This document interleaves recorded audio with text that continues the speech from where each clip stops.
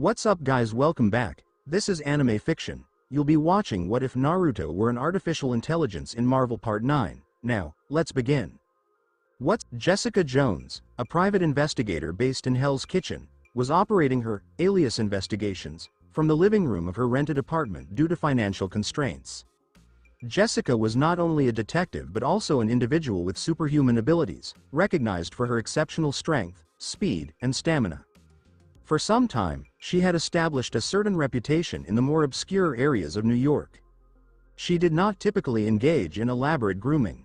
In fact, some might describe her appearance as somewhat unrefined.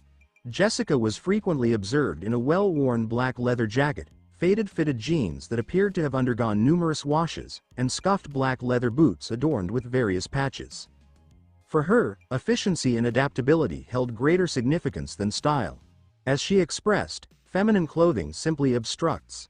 None of her acquaintances had ever observed her in a dress, much less in heels. However, despite the rugged exterior, her captivating features and well-defined figure were undeniable. Jessica Jones epitomized the quintessential all-American beauty, albeit with a distinct and formidable edge. One might assume she would attract a considerable number of admirers, wouldn't one? Incorrect. Jessica had no suitors, which could be attributed in part to her remarkable ability to effortlessly lift a car over her head. What about the other aspect? Her well-known temper. Jessica was not merely energetic, she was an explosive force with a quick trigger.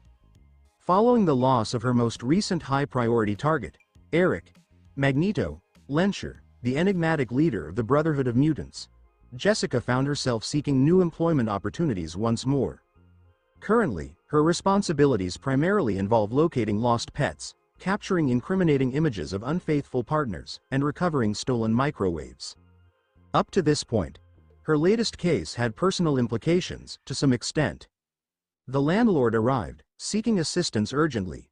His nephew was unaccounted for, and he sought Jessica's assistance in locating him. The challenge? If she were to succeed, he would waive her overdue rent and provide her with 6 months of rent-free living.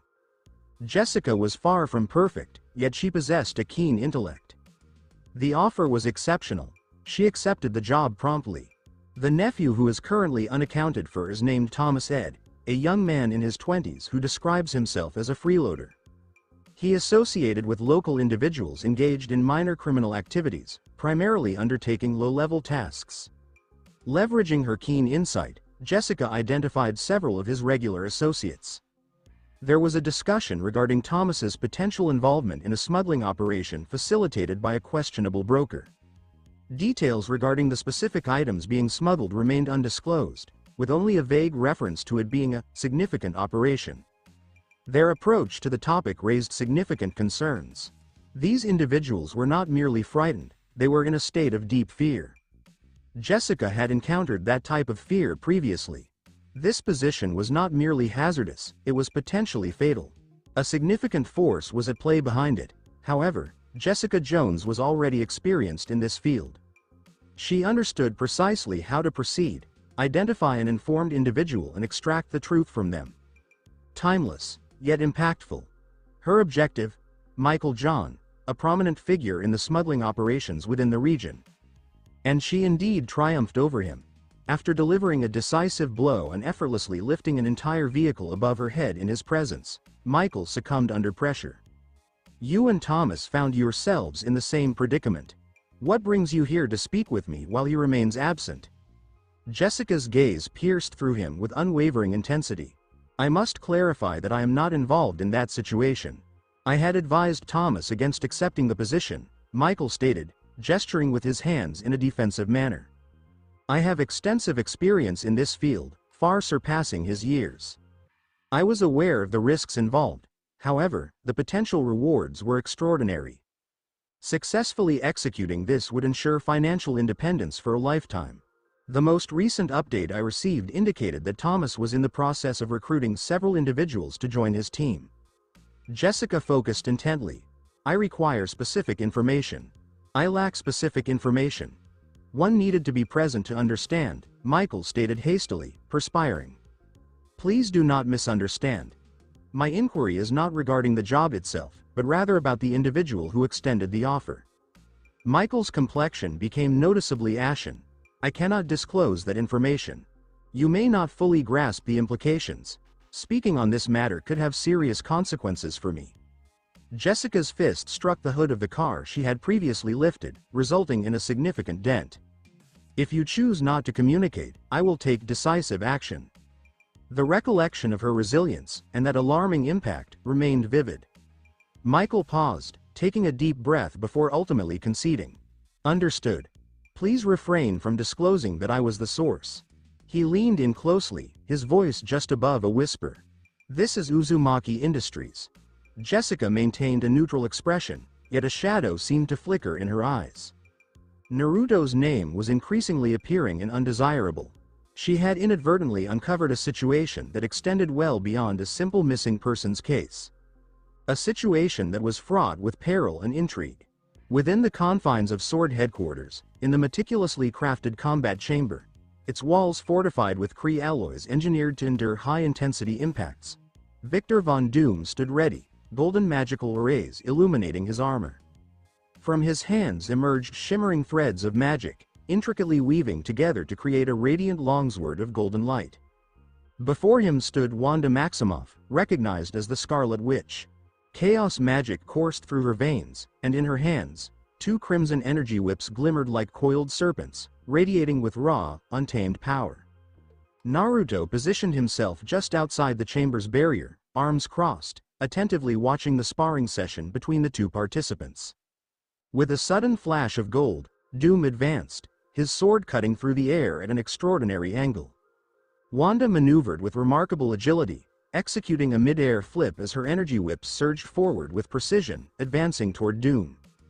Doom, compelled to adopt a defensive stance, parried with urgency. Wanda's assaults were both pervasive and unpredictable, her strikes characterized by a chaotic yet formidable intensity. Since becoming a part of Sword, Doom's exceptional intellect has thrived. Under Naruto's direct guidance and his unwavering pursuit of arcane knowledge, his mastery of sorcery advanced remarkably, rapid enough to astonish even the sorcerers of Kamar Taj. However, no level of intellect could overlook the influence that Wanda possessed. She did not possess Doom's level of discipline, however, her connection to chaos magic and the immense energy contained within her body. Even Naruto had privately acknowledged it was a source of unease. In a direct confrontation based solely on magical prowess, Naruto himself harbored doubts about his ability to overcome her. The confrontation continued with intensity. Naruto observed with a subtle smile. Red Queen, he stated gently. Which team do you believe will emerge victorious in this match? Red Queen's voice echoed steadily within his neural interface. Sir, the probability analysis indicates a 99.3% likelihood of success for Miss Wanda. It appeared that her forecast was materializing. Doom's movements were starting to show signs of decline. His refined blade work was diminishing in accuracy. Wanda's strikes were unyielding, gradually undermining his magical defenses. Doom, with determination, summoned a golden circular shield in one hand, effectively parrying Wanda's whip strikes while his sword advanced once more, targeting her chest. However, it proved to be in vain. Wanda adjusted her wrist, causing one of her whips to ensnare the blade mid-air, effectively disarming him. The golden sword disintegrated into particles of light. A second whip crack impacted Doom's wrist, compelling him to relinquish the conjured shield. In an instant, Wanda bridged the gap. Energy surged from her palms, causing Doom to fall to the ground. She advanced with poise and extended her hand with composure. Doom hesitated, displaying reluctance, yet ultimately accepted it and stood up. Wanda had become accustomed to Doom's unwavering pride. She remained unoffended. Impressive work, Wanda. Your skills are truly commendable, remarked Hexy, who had been observing the duel with keen interest from beside Naruto. Naruto entered the room with a smile. Excellent work, Wanda. Your progress has been significant. He directed his attention toward Doom. And you as well. Your proficiency in sorcery is attaining an impressive standard. However, Doom's expression continued to convey a sense of weight. It remains insufficient to save my mother. I must acquire deeper, more potent magic. What I currently possess is inadequate against an adversary like Mephisto. Your actions are quite reckless, Naruto remarked, furrowing his brows. Mastering the mystical arts is a process that requires patience. Have you overlooked the principles of balance and structure that you have previously studied? Doom's expression became somber. He exhibited a lack of patience. Since he commenced his studies under Naruto, he has observed powers and technologies that surpass his previous understanding. As he acquired knowledge, he increasingly understood his limited significance within the broader of existence. That urgent desire to enhance his strength, swiftly, had overtaken him. Naruto rested a hand on his shoulder. You possess remarkable talent. What is essential at this stage is patience. Continue on this journey, and the strength you desire will manifest. He took a moment to pause. Your foundation is now well established. You are prepared to start learning the advanced spells. However, I may be engaged for a short period. Doom acknowledged with a slow nod. Acknowledged, Commander. I will refocus my efforts and dedicate some time in the lab. I have several theories that require testing. Naruto acknowledged with a slight nod. At that moment, a voice resonated within his neural network. Sir, the voice of Skynet stated, composed yet insistent. A theft has occurred at the Uzumaki Industries warehouse. Item designation: TARS 38604. Naruto remained composed. His demeanor remained unchanged. Keep this to yourself, he commanded silently. I acknowledge your point, sir. It remains undisclosed, Skynet affirmed. Naruto's gaze sharpened slightly. A new development had commenced. After several days of thorough investigation, Jessica had successfully assembled a preliminary understanding of the circumstances surrounding Ed's enigmatic disappearance. The situation commenced when Uzumaki Industries attempted to transport a device of questionable legality and nature, necessitating avoidance of official channels. They opted to engage smugglers, providing a substantial payment to transport the goods discreetly. According to Jessica's observations, it was not only her landlord's nephew who had gone missing. Every individual associated with this smuggling operation had vanished without a trace. Jessica, in her characteristic manner, consistently anticipated the worst outcomes. Her intuition indicated that this case was more significant than it appeared. It is possible that the device held such significance and posed such a threat that those responsible for it disregarded all implicit protocols and ensured the permanent silence of all participants. Michael, her regular informant, consented. He was convinced that Uzumaki Industries harbored numerous undisclosed issues. Ultimately, was their ascent to power not remarkably seamless? In a mere 4 years, Naruto transformed an idea into a thriving technological empire. What challenges did he encounter? Disappeared, under enigmatic circumstances. Similar to Norman Osborn, the chief executive officer of Oscorp. He had engaged in a confrontation with Naruto. Shortly thereafter, he was discovered deceased in his residence due to what was officially classified as a gas explosion. Naturally, there were speculations suggesting that Norman had assumed the identity of the Green Goblin. This serves as merely one illustration. The list was extensive. Jessica was well acquainted with the less visible aspects of society. She had observed enough to understand that the world was not as pristine as it appeared to be.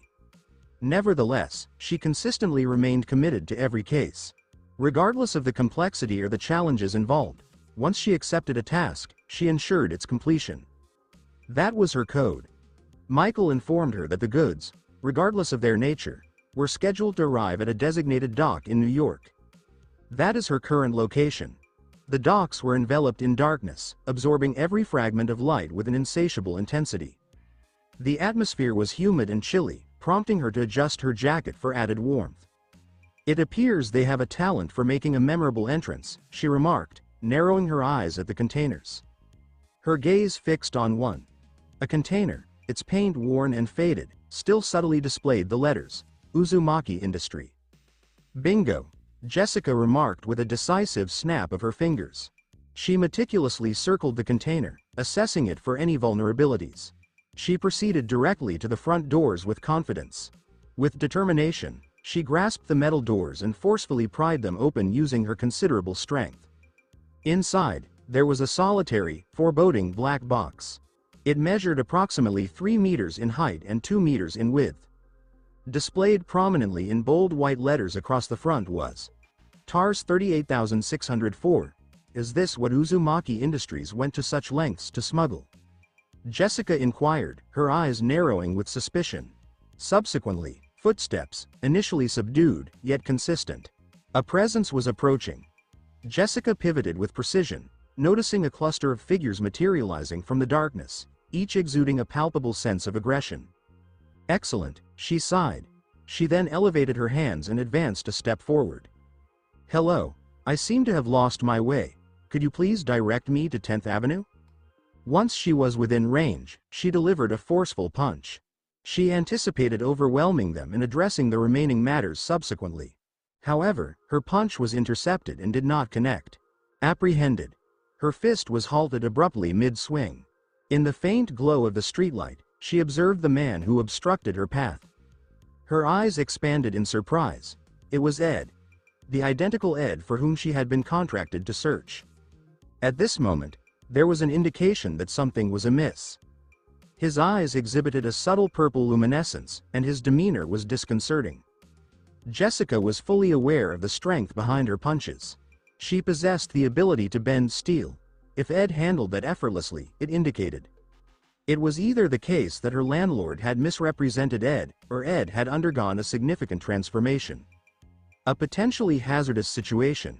As she remained in shock, Ed swiftly advanced, delivering a decisive strike to her abdomen. The force propelled her into the air, causing her to soar away from the ground. She experienced a sudden and intense pain in her ribs. Very well, Jessica said, pulling herself into an upright position. It appears that you gentlemen are inclined to engage in a more challenging manner. Let us proceed without further discussion. She approached a tall black man in the group with determination. With a swift motion, her legs struck his side with enough force to dent a car door. However, he remained unresponsive, no reaction whatsoever. It appeared as though he was impervious to pain. Feeling unsettled, she adapted quickly. She embraced him firmly, elevating him from the ground before forcefully bringing him down onto the concrete. The ground trembled. The individual was unconscious. However, Jessica had no opportunity to revel in her success. A subsequent strike from Ed impacted her ribs with force. She sensed a fracture, perhaps a bone, or something beyond that. She was undeterred. It only served to intensify her anger. Her gaze became resolute. It is time to move forward without reservations. She demonstrated the full magnitude of her strength, her impressive, vehicle-lifting capability. The confrontation escalated into a fierce and urgent struggle. One by one, the assailants were subdued. Shortly thereafter, she found herself surrounded by a number of incapacitated individuals, breathing heavily and clutching her side. Blood was oozing beneath her jacket. She had achieved victory, though by a narrow margin. For the first time in an extended period, Jessica Jones found herself questioning whether she was in a situation beyond her control. This case was significantly more complex than she had anticipated. She contemplated the possibility of surrendering. Please consider disengaging from the situation. Ultimately, she had located Ed, hadn't she? Even if he appeared as though he had just emerged from a highly chaotic situation. As Jessica contemplated her next steps, an event occurred. An unforeseen occurrence. A more unfavorable situation. Jessica came to the realization that this situation was only beginning to unfold. A formidable black creature emerged before Jessica. It possessed prominent white eyes, sharp, menacing fangs, and an intense presence that conveyed a clear sense of threat. What is this creature? Jessica thought to herself as she exerted all her strength, using both hands to push against the enormous head looming over her, attempting to prevent it from closing its jaws. What exactly are you? Her instincts were accurate. The creature advanced with remarkable speed, abruptly materializing in front of her and striking her with overwhelming strength. Jessica was propelled forward with great force, colliding with a nearby shipping container, resulting in a loud impact. As she lay on the ground, she became acutely aware of the pain. It was evident that her ribs had sustained fractures. The intense discomfort caused her vision to become hazy. Then appeared the creature, dark, distorted, and thoroughly repulsive. It loomed over her face, its pink tongue releasing a viscous saliva that trickled onto her cheeks. Unacceptable. Completely unacceptable. To her astonishment, the creature articulated, its voice deep, guttural, and rich with nasal resonance. "We are Venom." "What on earth?" Jessica exclaimed, her chest feeling as though it had been struck by a heavy force. Her body was propelled backward with a force akin to a kite severed from its tether, teetering on the brink of unconsciousness due to the impact. This imposing entity, exuding a disturbing substance and identifying as Venom, possessed formidable strength. The individuals she had confronted earlier, they were insignificant in comparison to this. They were expendable resources. Venom served as the ultimate adversary.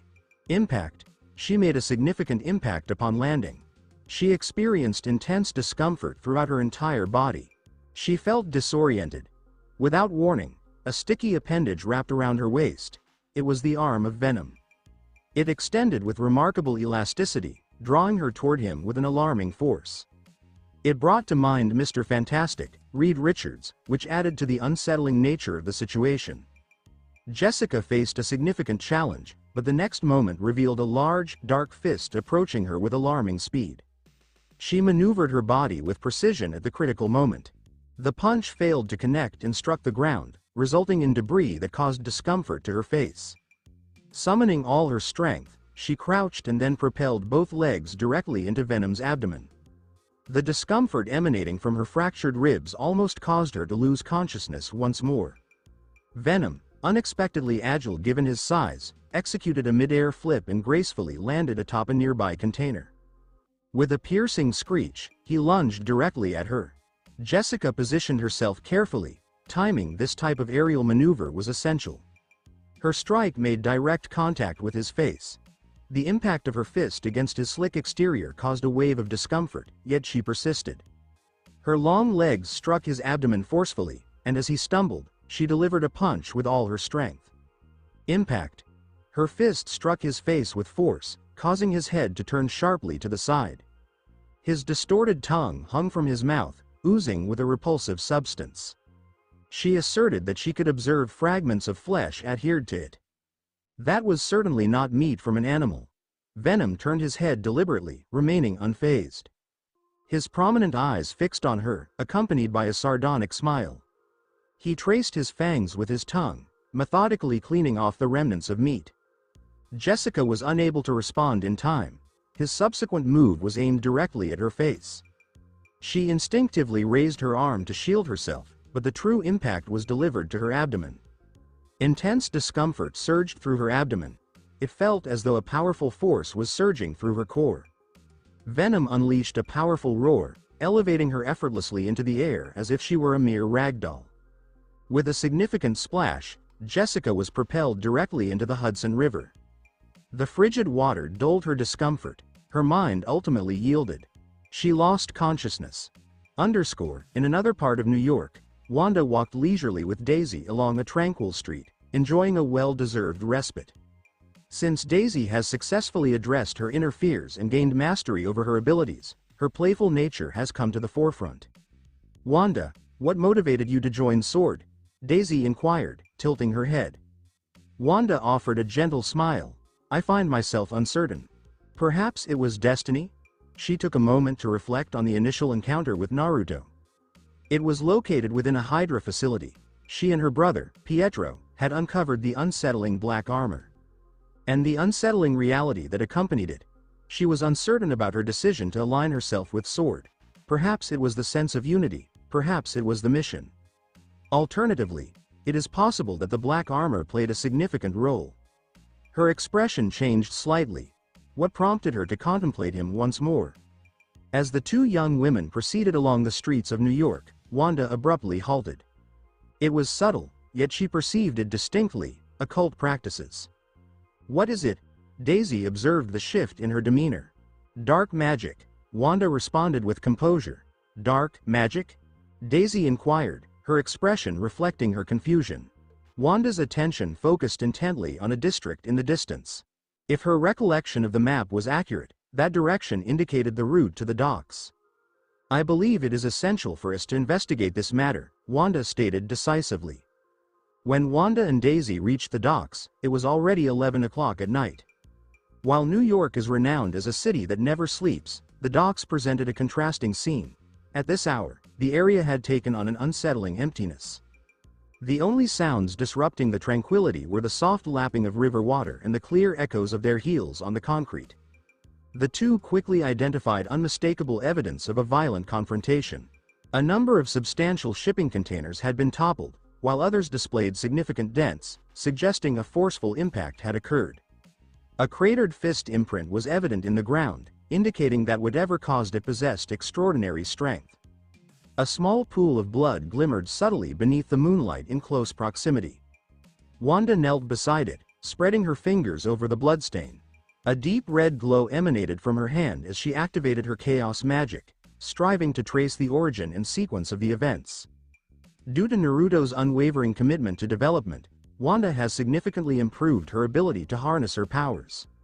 What was previously limited to combat has now evolved into a diverse array of capabilities. One of them enabled her to psychically reconstruct past events from the residual magical or emotional energy present at a scene. However, this time, the process did not proceed as expected. It seemed as though an obstruction was hindering her abilities, similar to attempting to observe a battlefield through a dense curtain. She sensed the presence of the conflict and the clashing auras, yet everything remained blurred and obscured, akin to observing a reflection in rippling water. Nevertheless, she could perceive one aspect with complete certainty, a profoundly ominous presence.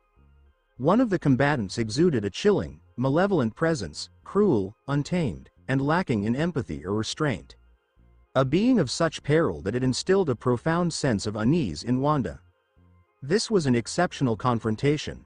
The situation had progressed beyond the scope of standard sword personnel's authority. The responsibility now rested with the Sharp Blade Squad, Naruto's distinguished unit tasked with addressing supernatural and extra-dimensional threats. Wanda. Daisy called out with clarity.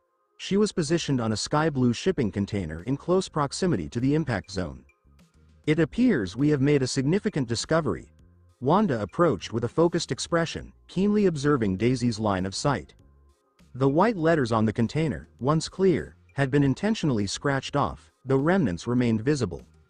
Despite the scarring, Wanda was able to discern the name with clarity: Uzumaki Industry. What is contained within? Wanda inquired with composure. Daisy indicated the lower edge of the container with a shake of her head. The door had been forcibly opened, and the power was cut, revealing an empty interior. No evidence of any cargo present, unless, of course, it was not visible. Wanda approached the entrance of the container, instantly confronted by a powerful wave of dark magic. The presence was remarkably strong and direct, akin to a bonfire illuminating the darkness. Unmissable. What are our next steps? Daisy inquired, shifting her weight slightly as she spoke. We report to the commander, Wanda stated, proceeding to dial Naruto. Sword headquarters. Naruto's private laboratory within a sterile laboratory equipped with humming machinery and holographic displays. Naruto momentarily halted his current task to respond to Wanda's call. Commander, apologies for disturbing you this late, she said. But Daisy and I stumbled onto something that might be related to Uzumaki Industries. Naruto's mechanical, V-shaped visor pulsed dimly. Go on. We're at Dock C-121 in Manhattan. We found heavy signs of combat, and more importantly, an empty shipping container with your company's name on it, she said. The area's saturated with dark magic. I tried using chaos magic to reconstruct what happened, but something's blocking me. It's being masked. Naruto remained silent for a time before saying, understood. Thank you for the report, Wanda. Do you want us to do anything else, Commander? Wanda asked, raising a teasing eyebrow. We could investigate further, trace the origins, maybe help retrieve whatever went missing. No need, Naruto said calmly. I've already assigned a specialist to handle it. You and Daisy should focus on enjoying your vacation. Wanda turned the communicator off and breathed. Daisy inquired, what did the commander say? He said he's taking care of it, Wanda added, rolling her eyes dramatically. Also wished us a happy vacation. He didn't exactly sound concerned.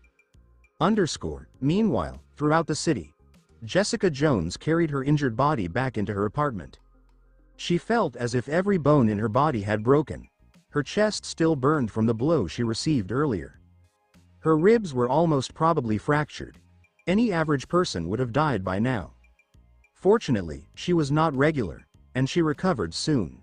Still, the day had been absurd, to the point where it felt like something out of a cheap novel. She had been paid by her landlord to locate his missing nephew. Simple enough. But her inquiry revealed that the child was involved in smuggling. The actual kicker?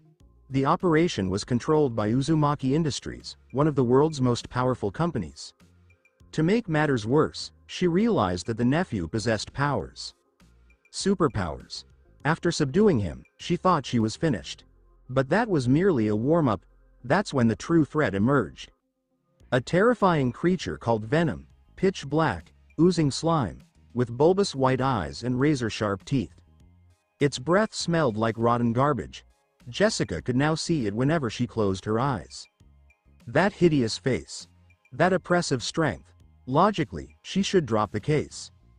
This was not worth it, not even for a few months' rent. The entire thing was far beyond her pay grade, but anyone who knew Jessica Jones understood this. She never walked away. Sure, she had a temper and was not particularly popular. But when it came to the facts, she was like a bloodhound. Jessica rose up, water falling from her saturated garments to the floor. She wrung out her hair, letting forth another jet of water. But it wasn't a total loss, right? She had discovered the name of the smuggled item. TARS 38604. She didn't know what that meant, but Uzumaki Industries will. And Jessica Jones was about to find out, even if it killed her. Jill's bar. Rowan Arnold was a middle manager of Uzumaki Industries. His favorite method to relax after a long day was to have a couple beers at this unassuming small tavern buried away on the corner. A simple way to soften the business edge. When Naruto founded SWORD, the robotic army that had previously been stationed inside the Uzumaki Industries tower was either transferred underground or sent to the SWORD headquarters. The majority of the remaining staff in the tower were now Red Queen clones. These clones were indistinguishable from actual humans. They arrived with intact memories, fake identities, embedded loyalty protocols, and highly specialized knowledge. In many ways, they fit in better than the robots they replaced. Arnold was no exception.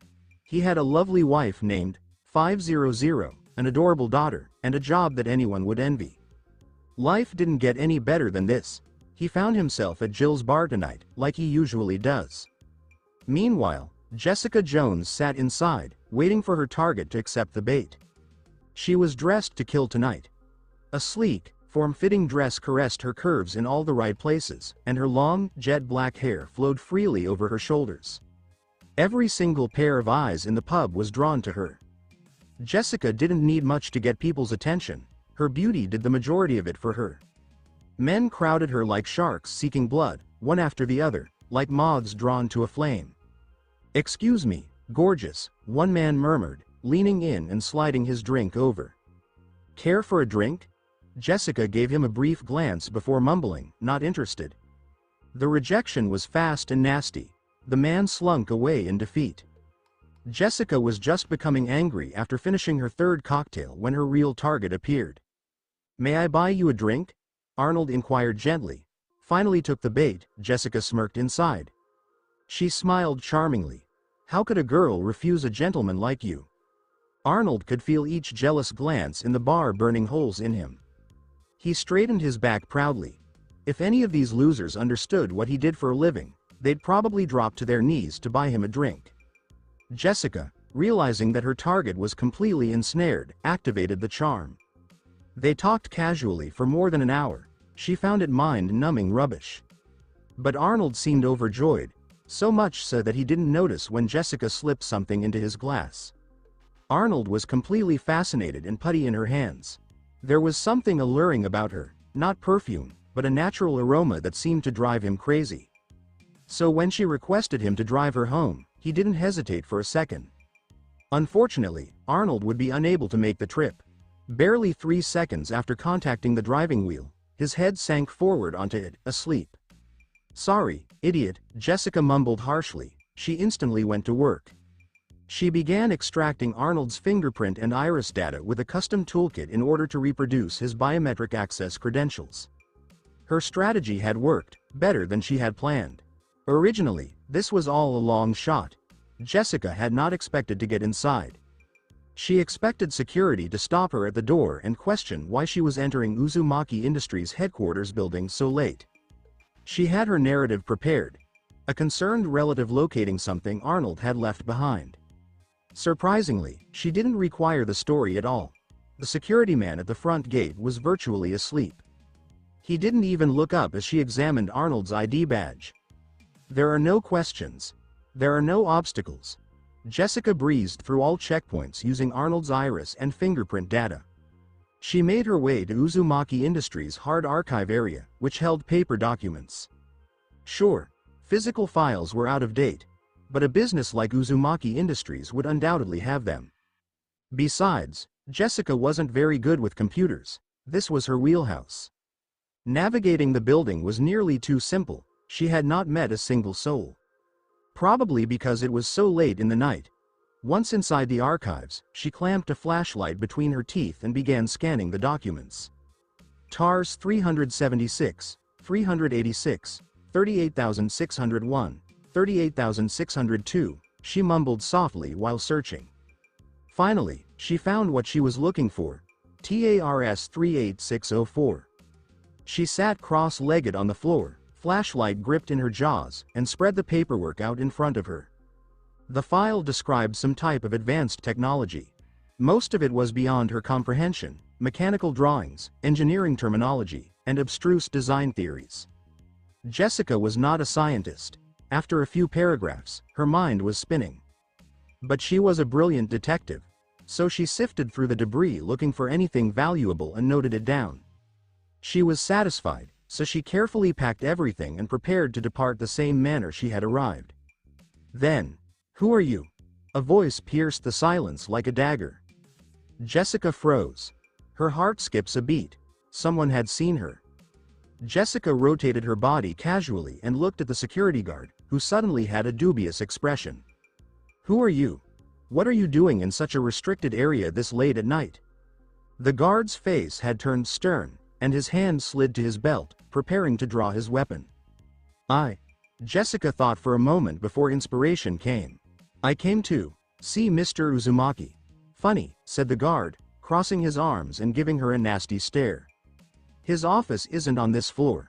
Jessica smiled and said, "Of course you would think that. Because Mr. Uzumaki, Naruto, doesn't want anyone to know he's still here. You see, our relationship is a bit special. You know how he is. He hates complications. If people knew about us, it'd just make things awkward for everyone." The guard furrowed his eyebrows and looked at her skeptically. To be honest, he knew nothing about his employer Naruto's personal life. Uzumaki, a successful man, had a few mistresses, which seemed usual. If he didn't have any, it would be unusual. He studied Jessica again. Her attire weren't seductive, more utilitarian and little boyish, but perhaps that was the boss's preference. The guard was now caught in a predicament. This was a secure area of Uzumaki Industries, and any illegal workers should be removed promptly. But what if he's wrong? What if he was actually blocking the boss's mistress? He didn't want to upset Naruto or lose his job. Uzumaki Industries' cloning and memory implantation technology, courtesy of Red Queen, has advanced to a horrifying level. These employees were no longer just cloned automatons. They were people. Humans have memories, personalities, and doubts. The guard, still caught up in his internal battle, was unexpectedly dismissed of his duties. A strong pat landed on his shoulder. "You've done an excellent job remaining vigilant," a voice stated. Calm, gentle, but with a clear sense of command. "Your shift ends here. I'll take over from here." The guard turned around and found himself face to face with none other than Naruto. What could you possibly question when the boss himself spoke? He instantly saluted and went without saying anything further. Jessica, glancing at the all-too-familiar face plastered over every major media outlet in New York, couldn't help but roll her eyes internally. Great. The man himself turned up. She immediately felt like she'd walked right into a trap. "Now, Miss Jones," Naruto replied calmly, "why don't you tell me what you discovered while snooping around my building?" Jessica felt embarrassed. What about the boss's mistress story? Naruto had clearly heard every word. but she immediately recovered. As a detective, she'd learned how to restore control quickly. Her piercing eyes focused on the man in front of her. It was her first time meeting the iconic Naruto in person. But he was different. Not like the other powerful guys she had met before. She had witnessed wickedness. She'd seen narcissists, saints, and lunatics. But neither of them felt this way. If she were to characterize it, she would say it was indifferent. This man looked at the world as if it didn't matter. As if nothing could move him. His eyes were as black as the emptiness. Deep, hollow, and illegible, she received nothing from his stare. She averted her gaze, uneasy. You know my name? Of course, Naruto replied with a casual shrug. Jessica Jones. Private investigator out of Hell's Kitchen. Fairly well known in these parts. You were even on the front page of the New York Times once. Some people think you're a superhero. Don't call me that, Jessica retorted. The words certainly struck a nerve. Then she stopped, took a big breath, and leaned into the moment. She got captured. We might as well move forward. So if you know my name, then you know why I'm here. I'm looking for answers. Naruto tilted his head slightly. Then tell me, Miss Jones, what kind of sinister shadows do you think lurk inside Uzumaki Industries that drew a bloodhound like you to our door? Let's not play games, Mr. Uzumaki, Jessica said sternly. Your company didn't grow from nothing into a corporate giant overnight without getting its hands dirty. Naruto stood very still, hands in his pockets, watching. Listening. Jessica bit her lips. Then she went on, her voice icy. About 520 days ago, your company arranged for the shipment of something. Something so secret, it had to be smuggled. There was no paperwork, no digital trace. Only criminals, smugglers, could pull off a job like that. And once it was done, every single person who knew about it vanished. Eliminated. Convenient, huh? She took a step forward, her eyes narrowing. I'm dying to know. What was it? A prototype nuclear warhead? Something for terrorists? She watched him intently, expecting for a flash of emotion, surprise, rage, remorse. But there was nothing. Naruto simply stood there, inscrutable. His expression did not change. No denials. There's no indignation. There's just silence. Jessica started to mistrust herself. Didn't he grasp what I said? Or is he just so excellent at hiding it? Whatever the case, this was no ordinary business magnate. And she was clearly in deeper water than she had anticipated. Naruto calmly asked Miss Jones, do you have solid evidence to indict my company? Jessica Jones crossed her arms defiantly. Not yet. But I will. Her tone was stern. And right now, I'm leaving. To her amazement, Naruto did not try to stop her. There are no guards, no threats, and no gloating villains. Nothing. In fact, as she approached the elevator, Naruto stood aside with the grace of a gentleman, giving her right of way. What the hell? Jessica looked around the elevator, perplexed. She'd been a private investigator for years. No one reacted that way when caught up in a business plot. Not even close. People panicked, threatened, bribed, and begged. But Naruto stared at her as if she were commenting on the weather. As the elevator lowered, Naruto returned to his office. Moments later, a meeting request appeared on his screen. He accepted. A well-dressed middle-aged man named Arnold strolled in, the same gentleman Jessica had seen unconscious behind the wheel of his automobile. Sir, Arnold said with deference, as per your instructions, I let the private investigator take my fingerprints, retinal ID, and keycard access. I know, Naruto said bluntly, we just met downstairs. Arnold paused, his expression concerned. But sir, she's a private detective. I don't understand why. You've done well, Arnold, Naruto remarked. That's all I needed. Enjoy your vacation. Although curiosity gnawed at him, Arnold knew better than to question his boss. Yes, sir. Please take care of yourself, for the sake of the company. With that, he left. The office fell silent yet again. Skynet, Naruto said aloud, addressing the artificial intelligence built into his system. Are you sure Jessica Jones copied the TARS 38604 data? Yes, sir, Skynet responded. There is no doubt. Excellent. Naruto stood up and approached the wide window that overlooked the city. Far below, A small black tracking dot slid steadily away from the building. Jessica. I hope you don't disappoint me, he said. Jessica returned to her flat feeling as if she had wandered through a fever dream. She had entered Uzumaki Industries with comical ease, obtained a copy of a top-secret project file, and even had words with Naruto himself, one of the most enigmatic people in contemporary history. And, unbelievably, she had mouthed out at him. She popped open a drink, slumped into her messy chair, and spread out the blueprint she'd taken. She didn't know what it was. The schematics were so advanced that she couldn't even identify fundamental components. However, based on the annotations and setup circumstances, it was evident that this machine could only run in extremely unusual environments. And there were few facilities in the city that could achieve those standards. She reduced it down to 4. She pretended to be an investor and called each site to ask questions. 1 was ruled out immediately. That leaves 3. Then it clicked. During her previous altercation, she smelled a strong fishy odor on her attackers. Strong enough to be remembered. Only one of the 3 remaining locations was located near a commercial fishery. Bingo! She snapped her fingers, beaming with delight over her deductive brilliance.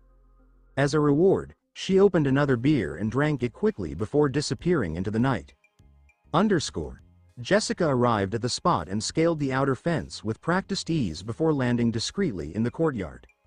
She pulled in the huge metal doors of the facility and immediately noticed the crate. TARS 38604 was marked in large white lettering.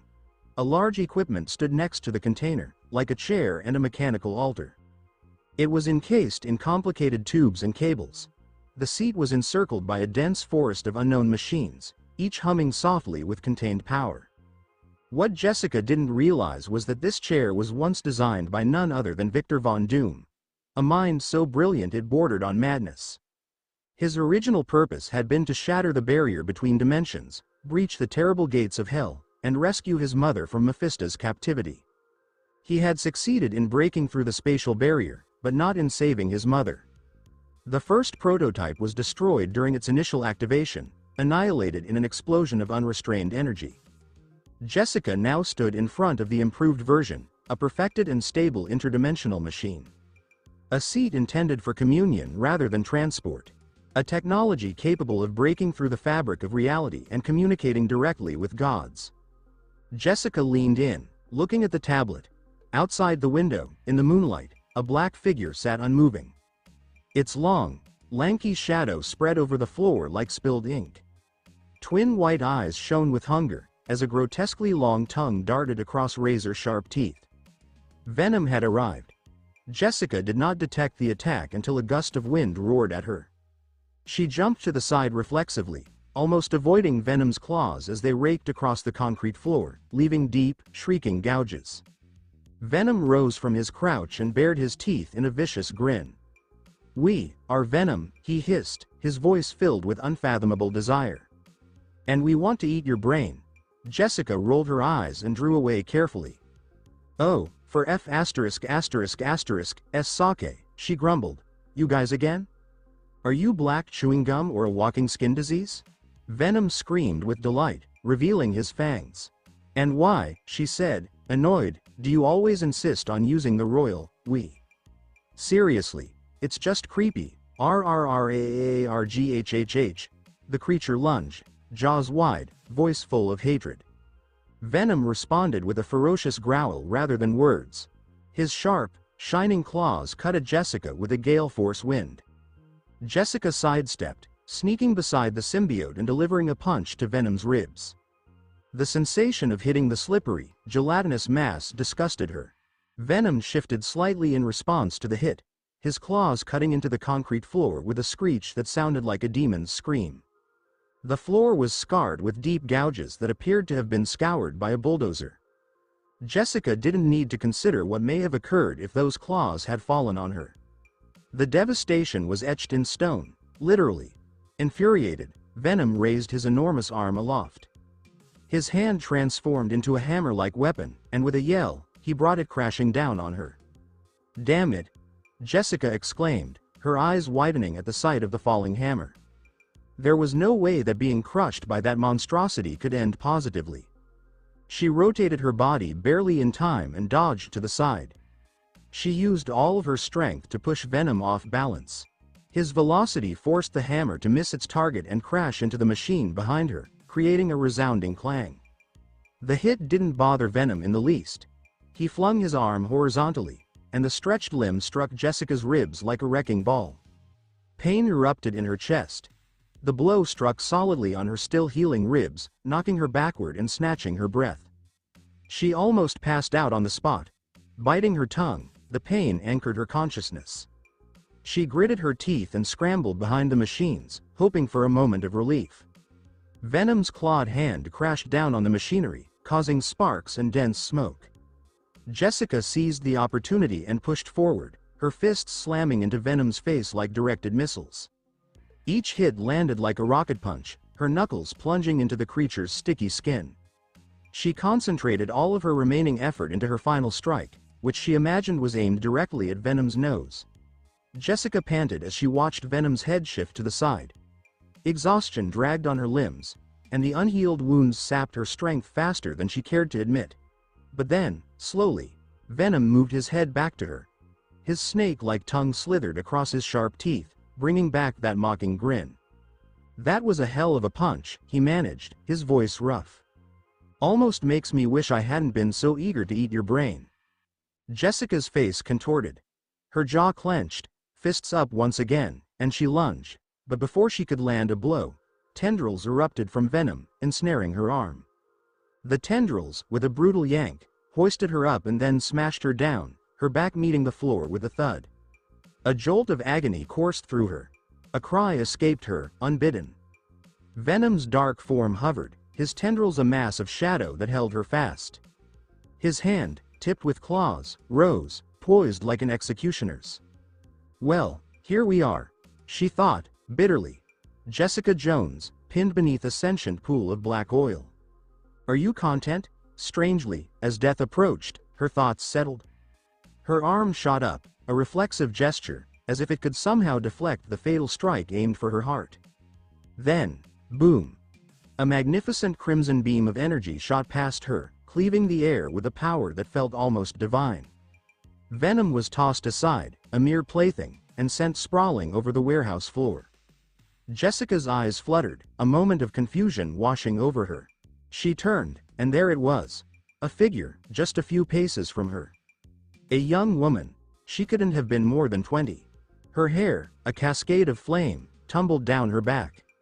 The crimson jacket hugged her shape, accentuating her long legs, which were planted resolutely on the ground. A vibrant, crimson magic pulsed about her, casting a warm light. The Scarlet Witch. Jessica whimpered, the sound escaping her as she struggled to her feet, one hand pressed against her side. She gaped at the latest arrival, a being of pure magic, and couldn't suppress a quiet, "Well, this is just getting stranger by the minute." She brushed the perspiration from her forehead and stumbled forward, drawn to the vibrant crimson energy swirling about the girl. "Who the hell are you?" The woman faced her, her features betraying nothing. "Scarlet Witch." Jessica's brow furrowed. "Hold on a second, is Witch your first name? And Scarlet your last?" Wanda Maximoff sighed, her eyes narrowing. All right, I was just kidding," Jessica admitted, a weak laugh escaping her lips. Her expression shifted, the levity gone. "What brings you here?" "That's exactly what I'm wondering," Wanda said, raising an eyebrow that could have been sculpted. "What's brought you here, Detective Jones?" Naruto had given Wanda this issue to handle. At first, she intended to stay out of it. Naruto had claimed he'd be dispatching experts. Earlier, she'd picked up on a wave of dark magic. It seemed eerily familiar, echoing the energy she'd sensed during Jessica's battle with those shadowy figures a few days prior. Wanda, against Naruto's explicit instructions, had chosen to look into things herself. She was, after all, a member of SWORD. Someone had to hold the world together. Wanda had followed the trail of magic, tracking Jessica across a good chunk of New York City. It brought her right to this spot, just in time to prevent a mental feast.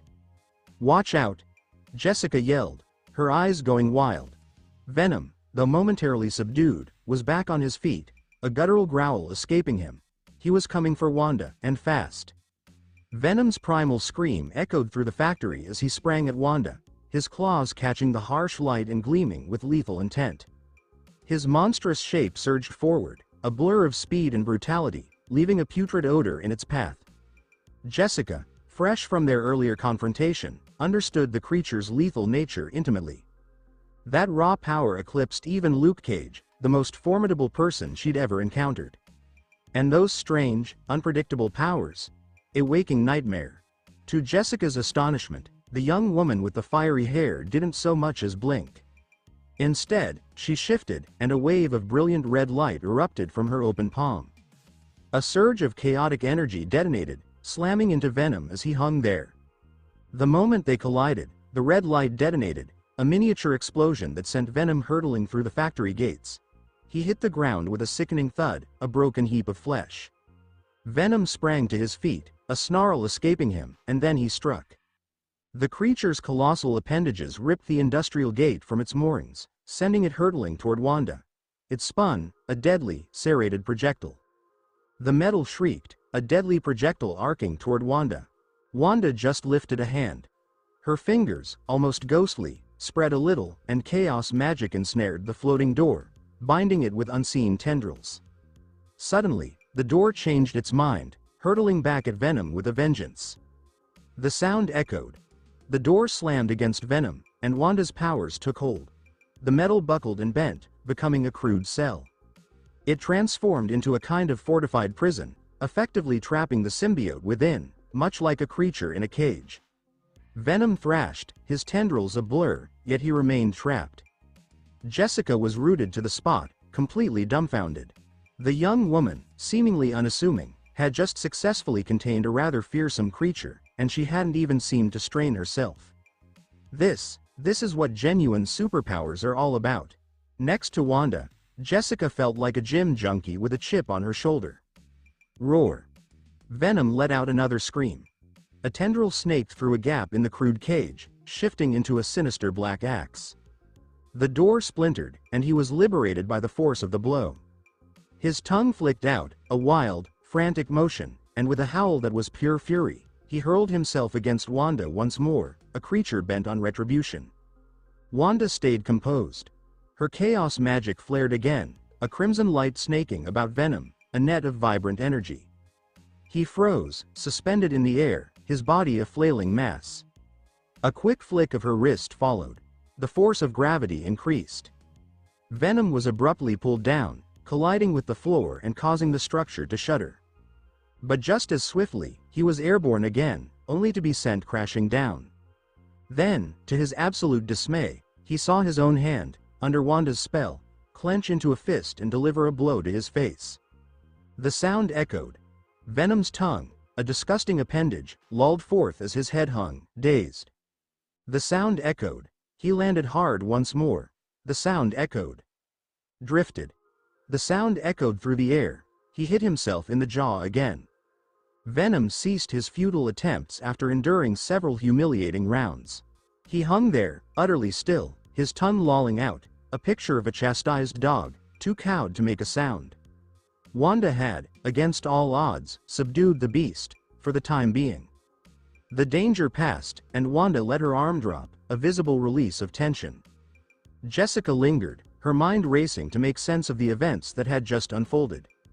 Who would have thought that this seemingly fragile girl, someone who could easily blend in at a high school, could turn a monstrous being into a mere target, floating and defenseless? Forget powers. She's a real goddess. It's done, Wanda murmured, her voice just above a whisper, as she approached the quiet Venom. She hesitated, her progress stalling after only a few paces. A frown creased her forehead. Black magic. It's potent black magic, Wanda whispered, almost to herself. Black magic? What do you mean, black magic? Jessica said, her brow furrowing in confusion. She wasn't sure what black magic entailed, but the word, powerful, resonated with her. And judging by Wanda's expression, something truly terrible was on the horizon. She was onto something. The cosmos flickered. The world warped. The world around them warped, and a sudden rush of sickness slammed into both ladies, a visceral blow. Their eyes betrayed them, and their heads spun, and then he was there. A man, clad in a frayed yellow robe. Purple veins snaked around his eyes, resembling sinister roots burrowing into his temples, and the effect was unsettling. Malevolent. A shadowy figure of magic, and not just any. That's a solid one. Wanda immediately tapped into her chaotic power once more, conjuring a crimson barrier that enveloped both her and Jessica, a protective dome against the world. The enchantment shimmered, a red shell of protection, crafted to deflect the malevolent power this new foe could wield. The sorcerer, however, didn't even glance in their direction. He instead looked to Venom, who remained sprawled on the ground, a picture of submission. He started to murmur a spell, the words a low, primal chant. His hands moved, weaving intricate, mystical patterns in the air. A pitch-black hexagram materialized in the air, suspended before him. Wanda's eyes widened in concern. Naruto hadn't prepared her for something like this. This was something else entirely, something that eclipsed the shadowy practices she'd ever encountered. The black magic, a palpable force, emanated from the sorcerer's ceremony, making the air thick and heavy. The words faded away. The gloomy ritual, much like the crescendo of a symphony or the last seconds of a match, hit its peak. The hexagram unleashed tendrils of dark energy, which writhed like sentient serpents, burrowing into Venom's form. "Raawr," Venom's cry echoed, a sound that wasn't quite fear. Was it pain? Euphoria? Madness? His form started to expand, quickly. Jessica's eyes went wide, a look of pure terror etched on her face, as Venom transformed into a massive creature, its size eclipsing the factory's structure. The creature, once a terrifying presence, now mirrored a kaiju. Its size was immense, and its very existence commanded attention. And what about her and Wanda? Two minuscule, utterly defenseless dots, they were, right there at his feet. Little sorceress," Jessica murmured, her gaze fixed on the swelling creature. "Did you actually learn how to handle that, giant Venom?" The purple veins snaked over Venom's enormous, white eyes, amplifying his already menacing and fearsome presence.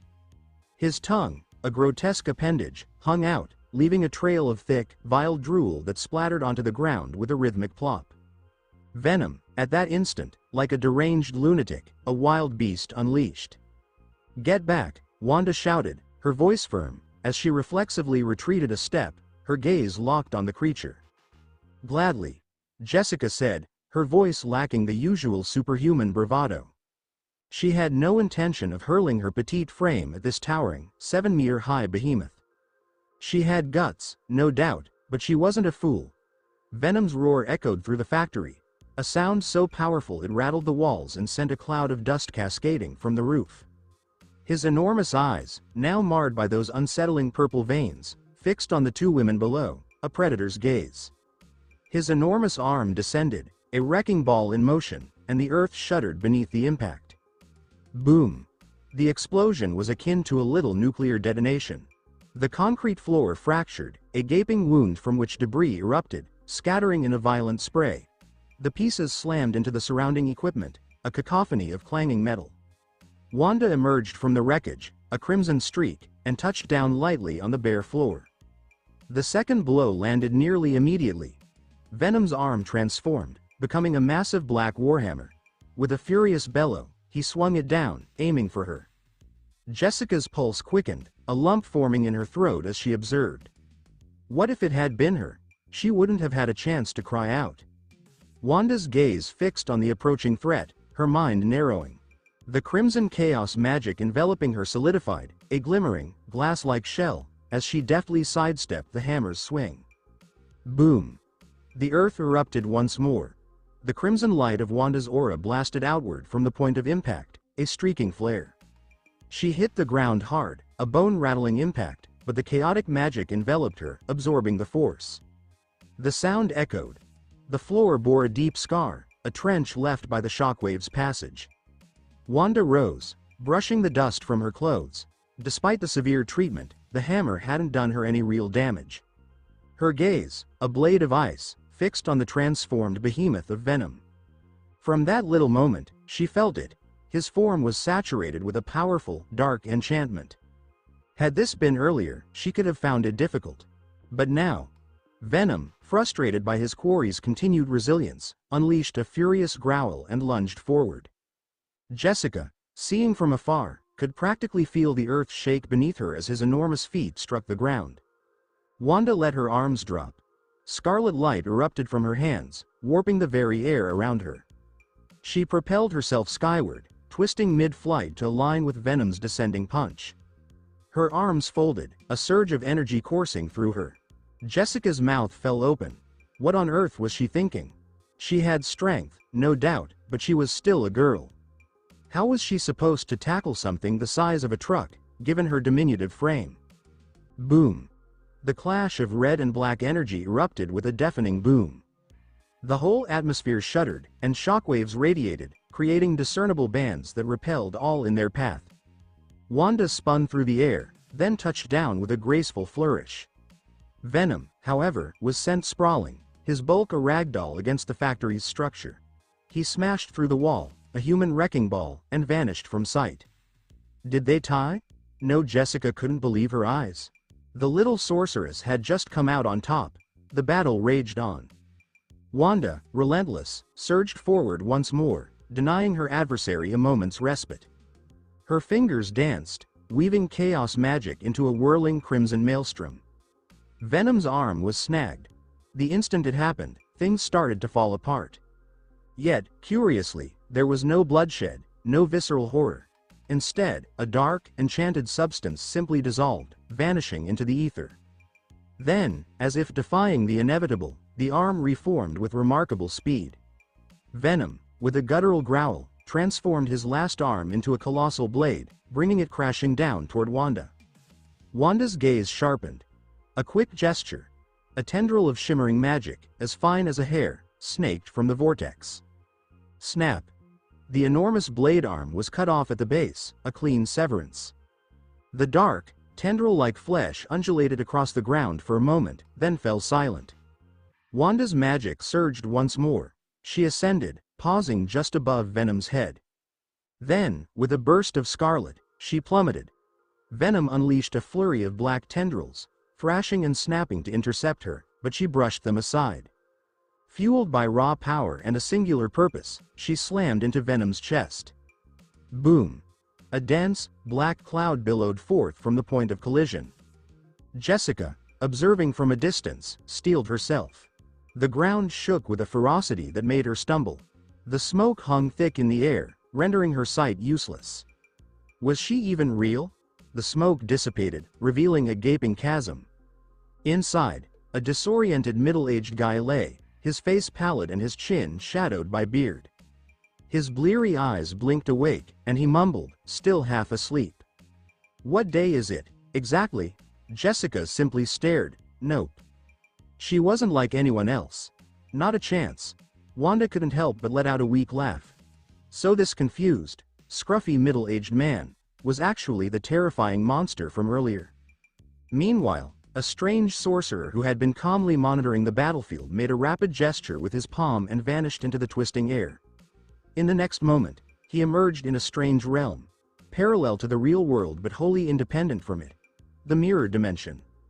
The street before him was wide, a seemingly infinite expanse that defied the usual constraints of reality. He floated, seemingly without effort, as if gravity had just ceased to exist for him. But then, things took a turn. The world around him started to collapse. The towering skyscrapers flanking him shifted unnaturally, sliding sideways in perfect symmetry before tilting upwards at a crisp 90 degrees, forming vertical walls. The street, a reflection of the shift, saw both pedestrians and vehicles persist in their customary patterns. The only difference? They were now ascending. The asphalt beneath his feet curled, folding into a complete 180-degree arc, enclosing him like a fish inside a bowl. Indeed, this place felt like a prison, its walls closing in, squeezing him from every side. So, Caecilius the sorcerer. A frigid, synthesized voice echoed alongside Caecilius's ear. Hold on a second. I don't believe we've actually had a chance to talk, you know? Caecilius turned. From above, a sleek, obsidian black mech suit descended, its V-shaped visor catching the light and glowing a deep scarlet. Naruto. Caecilius, once a gifted disciple of Kamar Taj. His training with the Ancient One was fueled by a singular, desperate desire to bring back his wife and kid, both gone too soon. But the deeper he delved into the mystical arts, the more he realized it was impossible. His yearning was beyond the reach of conventional sorcery. So, he went to what was banned. He got enamored with a darker force, one that the Ancient One had clearly warned against. Ultimately, P-Cerebrum made a pact with a being from the dark dimension, the fearsome Dormammu. And now, standing before him, was the man-machine hybrid who had unraveled all of it. "I've heard of you, Naruto," P-Cerebrum said softly, eyeing him. "Your approach and the Ancient One's are worlds apart. I suspect we could make a good team, though." "Then you should have sent me an invitation much earlier," Naruto shot back, his visor pulsing with a cold light. "So, instead of just asking, you went and swiped my company's equipment. You even sent in smugglers to handle the logistics. What's the deal? Worried your scent would give you away to the Sorcerer Supreme?" Naruto was never meant to be a recruitable ally, at least not in P-Cerebrum estimation, and the truth of the matter was even more certain. Even before their paths crossed, P-Cerebrum had caught wind of Naruto's time spent in Kamar Taj. A dazzling magical ability, without a doubt, but also a total absence of respect. Naruto didn't bow to any god, nor did he swear allegiance to any realm. Naruto's allegiance was never going to be swayed by the triumvirate of white magic, nor by Dormammu himself. Naruto's singular conviction: himself. "Let me guess," Naruto continued, voice razor sharp. "You took my machines, convinced they'd be the key to opening a portal to the dark dimension. Your plan was to let Dormammu through, wasn't it? All without alerting the sanctums, I suppose?" P-Cerebrum let out a low, sinister laugh. "Precisely. Had that meddlesome investigator not gotten involved, our master would have already arrived." "No, not a coincidence," Naruto interrupted bitterly. "You believe she just stumbled into this? I orchestrated it. Every question she posed, every lead she pursued, that was my doing." He'd told Wanda once that he had professionals investigating the matter. That professional was Jessica Jones. If Jessica's investigative skills were anything like the New York Times suggested, she'd be a major asset to Sword. However, Naruto had also heard whispers about her temperament and her hard and fast rule.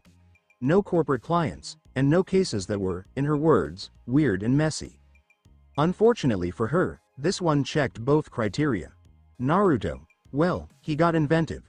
He'd arranged for Jessica's landlord to pretend he had a missing nephew named Ed, and then hired Jessica to find him.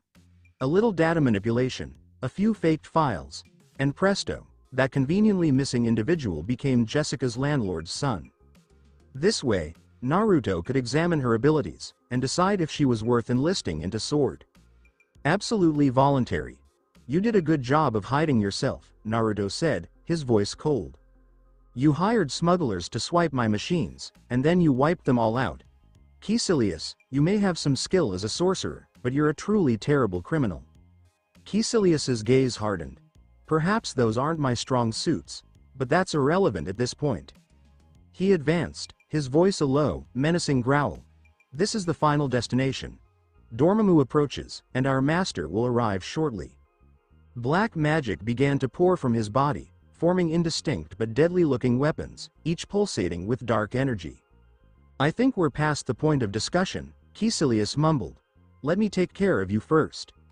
He exuded confidence. Ever since drawing strength from Dormammu and mastering forbidden spells, P-Cerebrum believed there was no one on Earth, aside from the Ancient One herself, who could stand against him. And definitely not a soulless, unfeeling contraption. Naruto remained silent. His V-shaped visor flickered once, and then he made a signal with his fingers. A clear challenge. "Let's do this." A jet-black longsword materialized in P-Cerebrum's hand, its blade cloaked in thick black smoke as a wave of dark magic surged from it. P-Cerebrum charged, his right foot smashing down, sending the blade slicing at Naruto, who was just a short distance distant. The sound echoed. The sound of steel meeting steel rang out, a sharp and clear note in the otherwise silent room. P-Cerebrum's face stiffened as he glanced at Naruto, standing still and entirely unhurt. His pupils shrank. He could scarcely comprehend the sight before him. The hit had been brutal, a potentially fatal blow, and Naruto had absorbed it, unyielding, his armored body the only thing between him and destruction. The blade hadn't even nicked his suit, and the dark magic, meant to eat away at him, had no effect whatsoever. What is happening? P-Cerebrum stammered, his voice just a whisper of incredulity.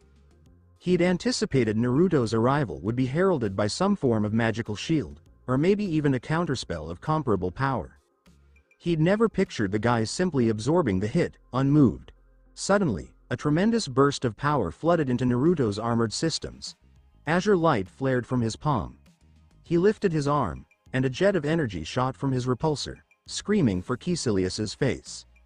P-Cerebrum gaze grew large. The blasted armor was pristine. P-Cerebrum, moving with a speed born of desperation, summoned a gray arcane shield. The blue energy beam, a moment later, vanished against it. Even so, the blow sent him stumbling backwards. The assault stripped away the last vestiges of P-Cerebrum's hubris. He'd misjudged Naruto. P-Cerebrum extended his hand once more. Black energy surged from him, the tainted essence of the dark dimension coalescing into a tangible, more deadly longsword. Naruto lifted his hand. A shower of brilliant sparks erupted from his hand, coalescing into a golden longsword that radiated fire and raw energy. Even with a vast arsenal at his disposal, Naruto consistently gravitated for the longsword. It simply seemed right. P-Cerebrum was now squarely in Naruto's crosshairs. The neural network monitored each subtle muscle twitch, computing every conceivable subsequent action. P-Cerebrum squinted. He wasn't a tech whiz, but the sheer power of that energy surge made it clear. The fusion of technology and magic was a very frightening prospect. P-Cerebrum's snarl echoed as he brought his obsidian blade crashing down, a serpent's strike, the sword's edge leaving a path of shadowy energy in its wake. The moment the signal blared, Naruto's neural network kicked into high gear, running calculations for both evasive maneuvers and potential counterattacks. P-Cerebrum, in this reality, was a different beast from the one we saw in Doctor Strange. He'd appeared, at first, a peculiar figure, his face painted and given to theatrics. But here, we saw the true P-Cerebrum, a man transformed by dark secrets and the insidious power of Dormammu. And in that same movie, the Ancient One was also shortchanged, a bald martial artist wielding some flashy, glowing fans, who was taken out of the picture early on. However, in this situation, the Ancient One was the genuine guardian of the dimensional realm. Her abilities beyond anything the movies had ever shown. P-Cerebrum fixed Naruto with a hard stare, a dangerous light flickering in his gaze. He struck without a moment's pause, the tainted sword arcing toward Naruto again. The V-shaped visor of Naruto's headband pulsed for a moment. His neural network, working in microseconds, quickly calculated all possible outcomes and then acted. Naruto moved, and P-Cerebrum was caught off guard. The golden sword lunged, a sudden strike from an unexpected angle, its blade a flash of light, sharp as a serpent's tooth. P-Cerebrum clenched his jaw, his sword meeting the blow with a sharp clang, just managing to deflect the golden arc. Naruto kept going, undeterred. The longsword danced once more, a fluid motion that was almost otherworldly, lunging toward P-Cerebrum from a different direction, swift, unyielding, and without pause. The experience seemed akin to being assaulted by a golden serpent. P-Cerebrum was in a state of terror. He's adjusting to my ways. Already, his rival wasn't merely countering, he was systematically breaking down every move. It simply can't continue. P-Cerebrum's face hardened. His fingers clenched on the sword's hilt, and he adjusted his footing. His gaze fixed on Naruto's V-shaped visor, the eyes. The Achilles heel. If he could simply figure that out, he could take Naruto down a peg, maybe by 30%. Or perhaps even more. P-Cerebrum's shout echoed, the obsidian blade slicing through the air, a serpent's strike from the void. He went for Naruto's visor, ignoring the golden sword that was headed for his own chest. Naruto had a choice: retreat and abandon his attack, or gamble on a potentially disastrous outcome.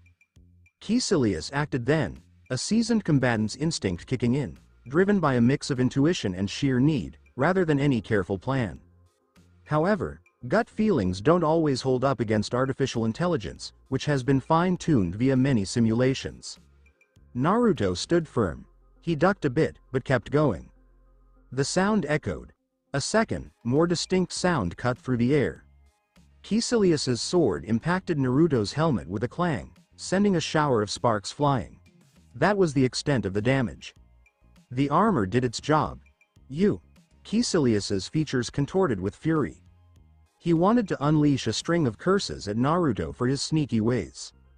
For a mage, encased in a suit of armor, it didn't cost much.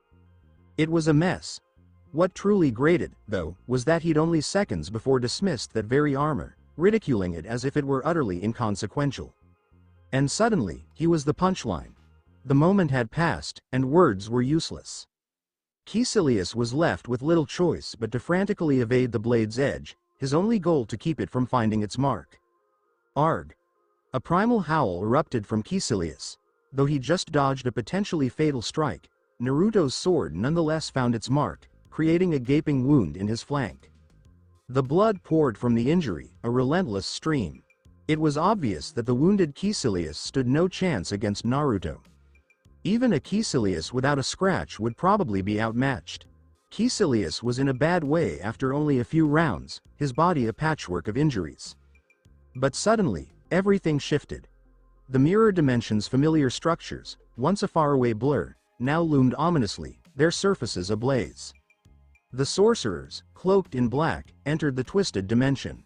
The violet marks encircling their eyes gave each one an unsettling appearance. The followers of Dormammu. The reinforcements for P-Cerebrum had shown up. P-Cerebrum didn't leave Kamar Taj by himself. He had drawn in and twisted the wills of several other sorcerers, all of whom now served the demonic god Dormammu. Even if their magical abilities and fighting skills fell short of P-Cerebrum's, they were still formidable adversaries. Dormammu's black energy coursed through them, after all. Before P-Cerebrum could even open his mouth, his followers moved in unison, swords drawn, creating a barrier around him. The weapons were almost undetectable, their forms barely discernible, yet they pulsed with a dense, shadowy power. Their swords, a blur, seemed to dissolve into the air, their forms and lengths impossible to pin down. This ambiguity gave them a lethal advantage in combat, when the slightest misjudgment might be fatal. The initial attacker was a wiry fellow sporting a rather bizarre hairstyle, a half-mohawk, half-electric porcupine hybrid. He charged, his blade a blur as it slashed at Naruto. It was something else. Absolutely, it was a whirlwind. His approach? That was a mess. Naruto sidestepped the attack with ease, his arm lifting as he prepared his repulsor beam. The disciple's head was suddenly consumed by a brilliant blue light. Boom! The man's head disappeared in a blinding flash, gone in an instant. The other disciples winced at Naruto's ruthless effectiveness, yet they pressed on. 5 of them sprang over their downed friend, converging on Naruto all at once. The V-shaped visor of Naruto's helmet flickered with a subtle glow. Within his neural network, computations surged forward at the speed of light. It was a relentless process, pinpointing vulnerabilities in their assaults, the most advantageous locations for a strike, and the quickest paths to a kill. His method pinpointed the optimal path. Naruto's golden sword shot out, a quick flick of his wrist sending it forward, a serpent's strike from the dark. Before the 5 even registered the danger, the blade had already kissed each of their throats. Naruto moved among them, a fleeting shadow. The 5 stumbled forth for a few more meters, the force of their run propelling them, before they finally crumpled to the earth. Blood poured from the gaping wounds on their necks. Gone. Every single one. 7 more disciples surged forward, their ethereal blades arcing at Naruto from all directions, effectively encircling him. The sound echoed. The sound echoed. The sound echoed through the air. The sound of clashing metal echoed, a rapid-fire sequence that sent sparks dancing from Naruto's armor. But nothing got through.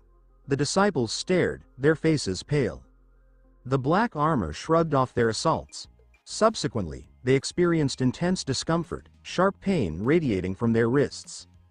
7 hands descended to the ground, immediately engulfed by the extraordinary surface below. Their screams reverberated throughout the mirror dimension, abruptly halted as Naruto's sword moved with precision, silencing each voice systematically. P-Cerebrum's strategy was straightforward. deploy the Dark Disciples to overpower Naruto, allowing himself a brief period to recuperate before re-engaging in the battle at full capacity. An elongated obsidian spear had commenced its formation in his hand. However, he took a moment to pause. What he observed was beyond understanding. Naruto had transformed into a formidable force, skillfully dispatching Dormammu's followers with precision and ease. Every golden flash and azure burst of light emitted from his palm cannon resulted in the loss of another life. P-Cerebrum came to a complete standstill. Time elapsed. A multitude of thoughts surged through his mind. Subsequently, his spear disintegrated into dust. He averted his gaze. A dark portal commenced to swirl before him. Advancing at this moment would be unproductive. That would be a grave mistake. Acceptable. He acknowledged it. He had misjudged Naruto. He appeared to be a quick learner with a unique blend of technological skills and innovative techniques. However, the events of tonight's battle demonstrated a different outcome. Naruto exhibited extraordinary abilities. An imposing force, potentially the most significant threat to arise, second only to the Ancient One herself. P-Cerebrum remained still for a brief moment before ultimately reaching a decision. Seeking an alternative was the sole course of action. Ultimately, it was necessary for someone to fulfill the role of serving the esteemed Dormammu, wouldn't you agree? On the battlefield, three formidable disciples, each possessing a robust physique, confronted Naruto in an intense melee. The atmosphere vibrated with the intensity of their blows. Urgent. A single golden arc, one head ascended sharply before descending to the ground. The last two did not endure for an extended period. Naruto's attacks were relentless, accurate, and unyielding.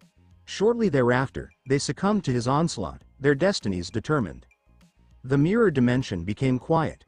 All of the disciples who had come to P-Cerebrum assistance now lay either deceased or in critical condition. Naruto released a subtle breath, the energy in his palm gradually fading away. The golden sword he held gradually dissipated into the ether. He turned around. There was an absence of individuals present. P-Cerebrum had departed. The situation involving P-Cerebrum has reached a provisional conclusion. The initial strategy to acquire the device created by Doom, designed to circumvent the Sanctum and the Sorcerer Supreme in order to summon Dormammu into this dimension, was unsuccessful. Through the assistance of the private investigator from Hell's Kitchen, Jessica Jones, Naruto successfully located the missing device that had vanished from Uzumaki Industries' warehouse. To thwart P-Cerebrum from executing further actions, Naruto took the initiative to relocate the dimensional traverser to the Sword Mothership, securing it within the agency's most fortified arsenal. The vault contained a variety of hazardous artifacts and weapons that had been confiscated from both significant and minor incidents throughout the years, including some exceptionally unusual and alarming devices. Under Naruto's invitation, Jessica Jones accepted the opportunity to join Sword with little hesitation. Drawing from Naruto's insights into the original universe and his comprehension of her character, Jessica continued to nurture aspirations of becoming a genuine superhero. She had previously attempted to utilize her abilities for the benefit of others. Regrettably, following a challenging encounter with a formidable supervillain, she experienced significant PTSD, resulting in increased irritability and a tendency to be guarded. However, beneath the surface, the commitment to safeguarding others remained unwavering. She simply required guidance to steer her toward the appropriate path. Naruto was more than willing to assume that role. The arrival of the dark, slimy creature identifying itself as Venom was, however, quite unexpected. Following its reversion to its original state by Wanda, Venom was disclosed to have formed a bond with the previously missing journalist, Eddie Brock. He also became a member of Sword. Eddie expressed that his life had taken a significant downturn. Initially, he was let go from his position at the newspaper. Subsequently, he received a diagnosis of cancer. Ultimately, through an unexpected series of events, he became bonded with an alien symbiote known as Venom, which asserted that it required a host to thrive in Earth's atmosphere, and Eddie Brock was selected. Facilitator. The term was unpalatable. In that moment, Eddie contemplated whether he had been afflicted by the very entity of misfortune. What other factors could account for the numerous extraordinary events that continued to occur in his life? To our surprise, he and Venom developed a rather amicable relationship. The two had established an unusual yet effective routine, patrolling the streets, apprehending criminals, and periodically providing Venom with the most unsavory individuals to ensure his satisfaction. It was unconventional, yet it proved effective. It certainly did, until they encountered P-Cerebrum. The dark sorcerers swiftly overpowered Venom. P-Cerebrum, unfamiliar with such an unusual life form, employed dark magic to manipulate Venom, compelling him to serve as one of his enforcers. When Wanda located them, Eddie had lost control of his own body for a duration of 2 weeks. Conditions have improved, however, life aboard the Sword Mothership is becoming increasingly complex. What? Jessica exclaimed, directing an accusatory finger at Eddie, resembling a cat startled by an unexpected disturbance. Is that extraterrestrial individual joining us as well? I cannot agree to that. I will be excusing myself. Madam, that seems rather severe, Eddie remarked, raising both hands in a gesture of capitulation. It seems you may be referring to Venom rather than myself. I am merely the individual associated with him. While my companion can appear intimidating at times, he is not as unfavorable as he may seem once you become acquainted with him. Not that bad? Jessica exclaimed, her voice resonating through the hallway. He attempted to be quite aggressive towards me on 2 occasions. She gestured emphatically, her frustration clearly evident. Within Eddie's mind, a recognizable growl resonated. This individual is quite bothersome. Let's consider a more constructive approach. What is happening? This cannot be, Eddie exclaimed, gesturing animatedly. We have previously discussed this matter. We only target those who pose a significant threat. Please keep the established guidelines in mind. Jessica focused intently. Your extraterrestrial companion has just offered his assistance, hasn't he? I must firmly decline, Eddie stated, visibly anxious. Once you become acquainted with him, you will recognize that he possesses an exceptional sense of humor. I lack a sense of humor. Grant me control, I'm consuming her head. Venom declared within Eddie's consciousness. Just as the situation was on the verge of escalating, Wanda intervened. Good afternoon to both of you, she remarked, stepping into their midst. The accommodations have been prepared for your arrival. She looked between them, raising an inquisitive eyebrow. Is there an issue that needs to be addressed? We should listen to her. Venom interjected before Eddie had the chance to respond, decisively guiding him into a swift sidestep retreat. As long as my room is not adjacent to that individual, Jessica remarked, arms crossed and expression notably frosty. After experiencing a humbling encounter with Wanda, Venom recognized the importance of not provoking the gentle young woman again. She was not an individual to be underestimated. P-Cerebrum has successfully evaded capture. Naruto employed several strategies to locate him, yet achieved minimal success. Identifying a rogue dark mage is not a straightforward task. Otherwise, the Ancient One would have addressed the issue long since. The issue remains unresolved. Evening. Board the Sword Mothership. A figure moved quietly through a poorly illuminated metal corridor, holding a security badge in one hand. As he proceeded, each door and security system ahead responded seamlessly, activated by the clearance level of his badge. Finally, he arrived at the entrance to the high-security armory. Beep. A subtle chime signaled the appearance of a compact digital lock from the doorframe. The intruder swiftly entered a sequence of numbers. The substantial vault door opened with a hissing sound. He entered the room. Surrounding him were formidable and perilous items, artifacts amassed from Earth's numerous supernatural and extraterrestrial confrontations. However, the intruder disregarded all of them. His gaze was directed towards a specific item marked TARS 386048, a dimensional traversal device developed by Victor Von Doom. He promptly entered a second password and accessed the secure container. The space was devoid of any contents, or rather, it had been complete. However, the device has been relocated. It was a strategic deception. Excuse me, a voice inquired from behind him. May I ask what you are seeking at this hour? Naruto stepped into view, arms crossed, his voice firm and resolute. Victor. The individual pivoted gradually. It was none other than Victor Von Doom. The individual who infiltrated the sword armory under the cover of night to acquire the dimension-crossing device was not an outsider. It was, in fact, the original inventor of the machine, Victor Von Doom. There was evidently something unusual about him. His previously attractive face was now characterized by scorched black veins, and near his eyes, violet tendrils, resembling the roots of an ancient tree, extended outward toward his temples. The deterioration within the dark dimension was apparent. "It is Dormammu, correct? He has made you a promise," Naruto inquired in a calm, measured tone while observing Doom's distorted figure. "Since when has this been the case?" Doom responded, with a hint of dryness, 2 days ago. His voice had taken on a raspy, deeper quality, yet remained unsettlingly calm. "There is a complete absence of remorse for being discovered in the act. I should have anticipated this, shouldn't I, 963? Naruto remarked. "What I did not anticipate was your acceptance of Dormammu's terms. I always believed that an individual of your caliber would never yield to him, not for your own benefit, nor even for your mother's." "He made me a promise," Doom stated, his tone precise and unwavering. "Doom does not yield to anyone. However, he has bestowed upon me immense, incomprehensible dark power. At this moment, I find myself in need of that power." As he articulated his thoughts, Doom elevated his hand. A powerful surge of dark energy emanated from his palm, generating a shockwave that caused the entire chamber to tremble.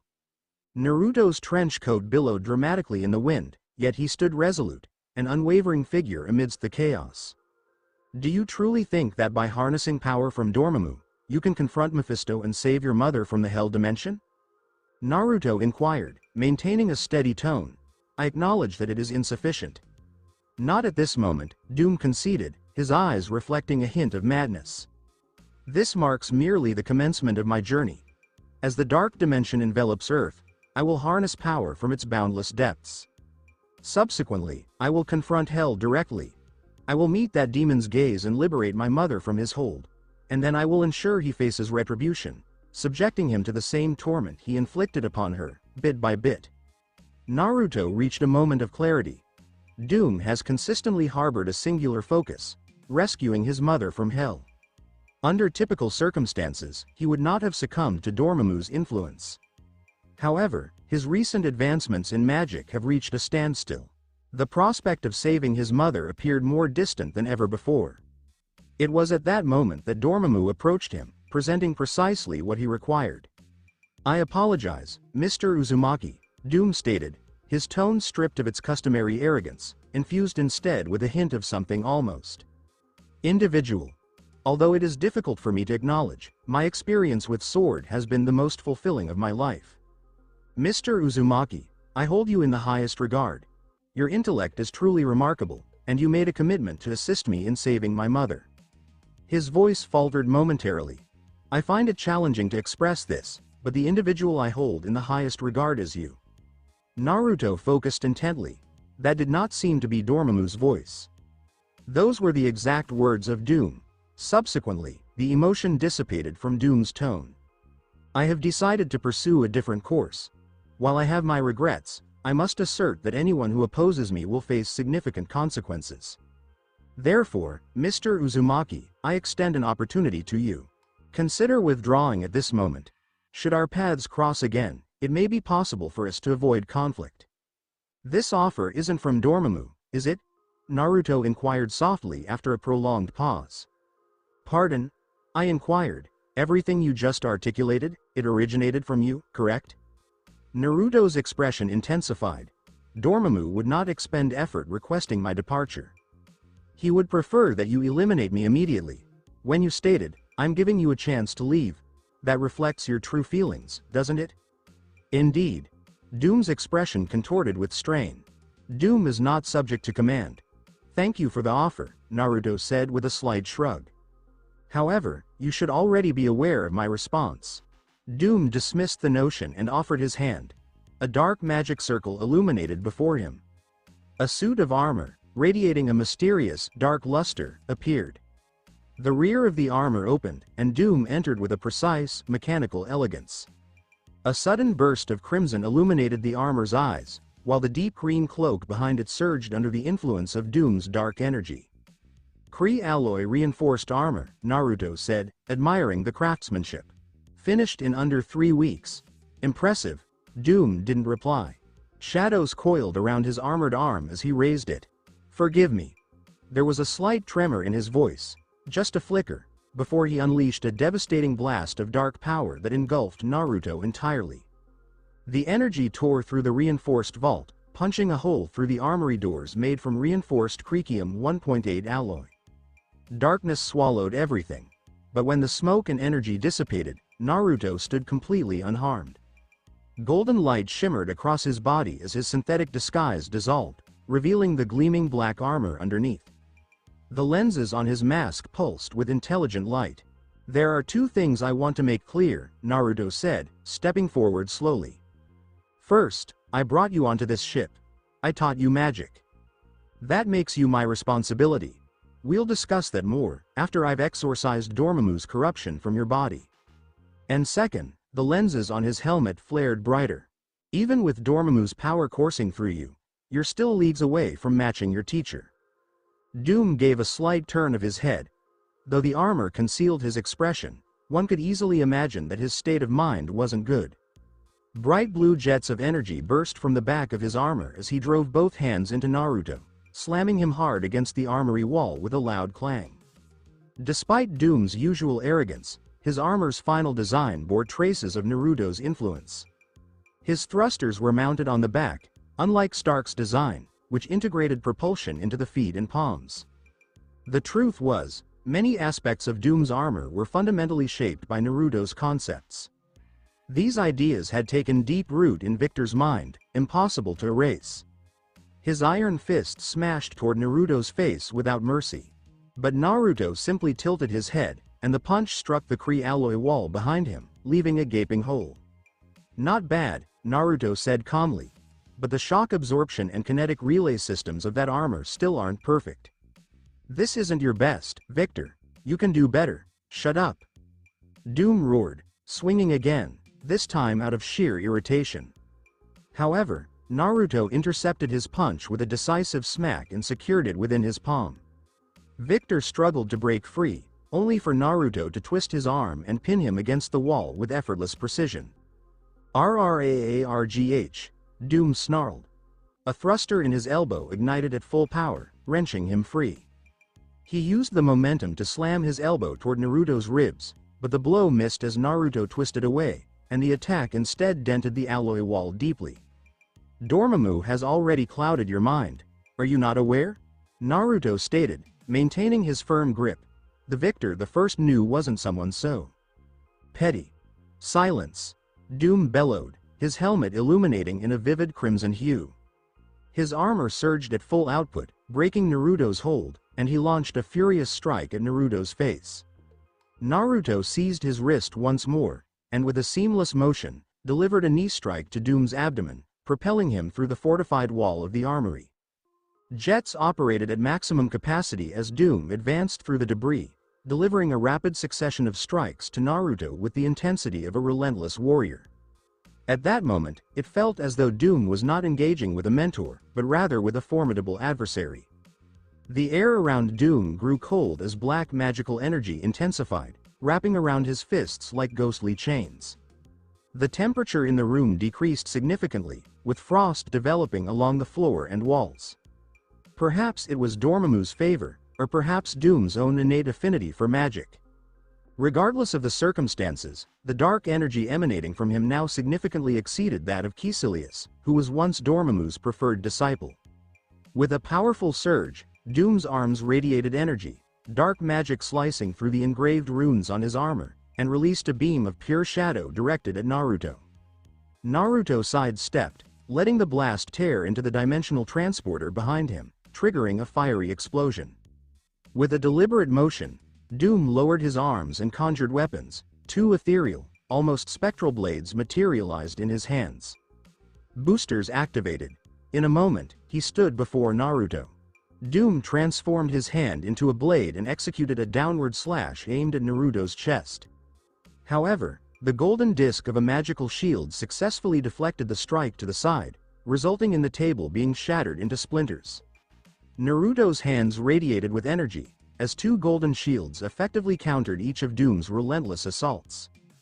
Despite the intensity of the attacks, Naruto adeptly redirected them, though the surroundings now bore the marks of a battlefield.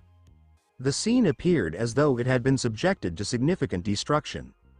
Identifying an opportunity, Naruto executed a repulsor blast directed at Doom's chest.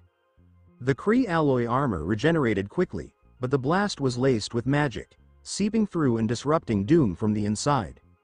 Victor felt his body go cold, like he was losing control. With determination, he clenched his jaw and bit his tongue sharply, bringing himself back to full awareness. Within him, the power of Dormammu contended with the magic of Naruto. Doom paused briefly, narrowing his eyes at Naruto. With a determined expression, he conjured two translucent blades once again. With a furious scream, Doom slashed 7 times in rapid succession, each blow surging with tremendous black energy that threatened to tear through reality itself. The sheer destructive power exceeded Caecilius's most ambitious spells. Had he been able to witness this, it would likely provoke an intense fury within him at Dormammu's evident partiality. Naruto's hand glimmered with a golden hue. A sword of pure energy materialized in his palm. He waved it once, with a sense of ease, but that single motion divided the approaching wave of darkness decisively. The energy conflict erupted, causing significant destruction to the surrounding area. The room looked like it had been bombed from the inside, every wall fractured, every surface torn apart. Doom gave a roar of defiance and reappeared in front of Naruto. His twin blades lashed out repeatedly, exhibiting a level of aggression that surpassed his sparring sessions with Wanda. Naruto's blade, crafted from fundamental magic, engaged Doom's onslaught with accuracy, deflecting every attack. However, Naruto refrained from launching a counterattack. He has effectively blocked access. At last, Naruto discovered his opportunity. With exacting accuracy, his sword entered a susceptible joint in Doom's armor. He advanced decisively, and a concealed mechanism in his forearm engaged, generating a formidable shockwave. The armor spasmed. This was one of Naruto's experimental tools, inspired by Daisy Johnson, a miniature quake generator, still in testing phase. With a flick of his hand, Naruto popped open Doom's armor.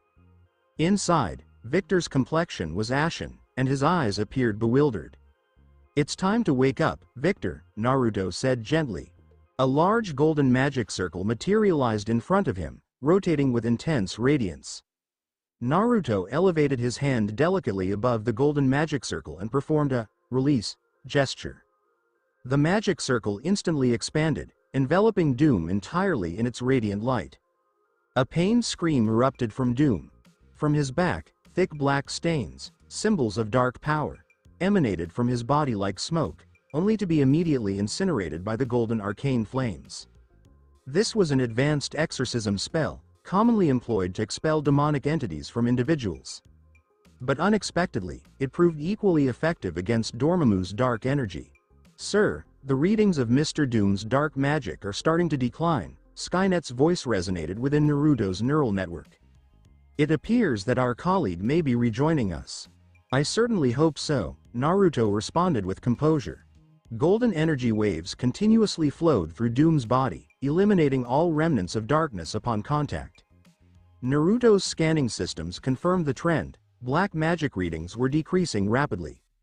However, there appeared to be an issue. Naruto's V-shaped visor blinked sharply. The energy readings on his display experienced a sudden spike. A substantial vortex commenced swirling above Doom's head in midair. A significant influx of dark magic surged downward, rapidly enveloping Doom's body with unsettling intensity. Doom let out a low growl and slowly stood up, his pupils now entirely black.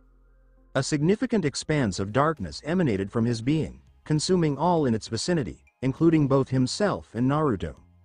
In the following instant, they found themselves immersed in an unfamiliar dimension. A pair of large, crimson eyes emerged before Naruto. Complex, unhinged, malevolent. These eyes exuded an unparalleled intensity of malevolence. Naruto's visor emitted a subtle pulse. Dormammu. In this desolate realm, the sole illumination emerged from Dormammu's radiant gaze, akin to stars in an obsidian sky. The dark energy in the atmosphere intensified dramatically, rushing toward Naruto with overwhelming power. Naruto maintained his position without movement. He extended his arm with his palm facing upward, a clear, halt gesture, reminiscent of a traffic officer's signal. The advancing tide of darkness promptly dissipated before making contact, disappearing the instant it neared his hand.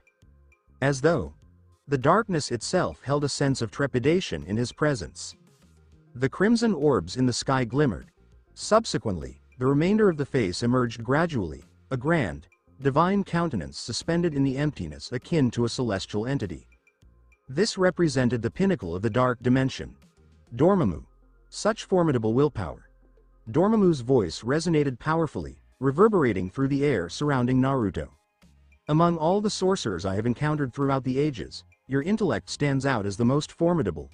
Naruto's visor emitted another blink. No, you should not hold this degree of influence over Earth. Unless there has been an incident at Kamar Taj. So, Earth had these three sanctums, New York, London, and Hong Kong, set up by the very first Sorcerer Supreme, Agamotto. They were there to keep reality safe from all those interdimensional threats. Naruto was so close to getting rid of Dormammu's corruption from Doom, but then Dormammu stepped in. But Dormammu shouldn't have that kind of reach, unless something went wrong. Ha ha ha. That's a sharp observation, Dormammu laughed, but it came out cold. You know, my followers surprised me. I'm almost there with my plans for Earth. Before long, your world will be wrapped in total darkness. So, why do you still need Doom? Naruto asked, glancing over at Doom, who was now floating like a puppet held up by unseen strings. So, if your plan is almost there, why are you sending agents to steal my dimensional shuttle? Naruto asked, keeping it straightforward. HMPH, Dormammu scoffed. Victor Von Doom is seriously the most impressive vessel I've come across. He was made for dark magic. He handles the power I gave him way better than that flawed Caecilius ever could. Poor Caecilius, huh? Here we go again, getting backstabbed by his own master. If he ever found out that Dormammu thought of him as just a defective waste, it's hard to say how he'd take that. That sanctum, Dormammu said with a hint of foreboding. So my followers ran into a little hiccup.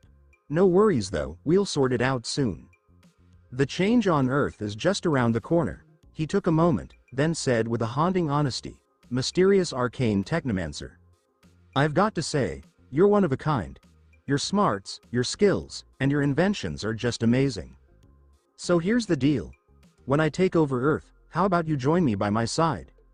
Naruto's reply was super chilly. No way, he squinted his eyes. If you ever think about showing that face of yours around here, just know I'll make sure it goes right back to where it came from. Dormammu let out a roar that twisted through the air. Just wait, you might want to think twice about what you just said. Darkness burst forth all around them, swallowing everything, Naruto, Doom, and even Dormammu's face, into a swirling black void filled with furious howls. Out of nowhere, the darkness disappeared. Naruto found himself standing alone again, surrounded by the ruins of Sword's destroyed armory. Alarms were blaring all over the place. Sword agents were pouring into the room from every angle. But Naruto just went for it. In a flash, he popped right into his office. So, he started building this global magical web, you know, as a way to push back against Dormammu's growing influence.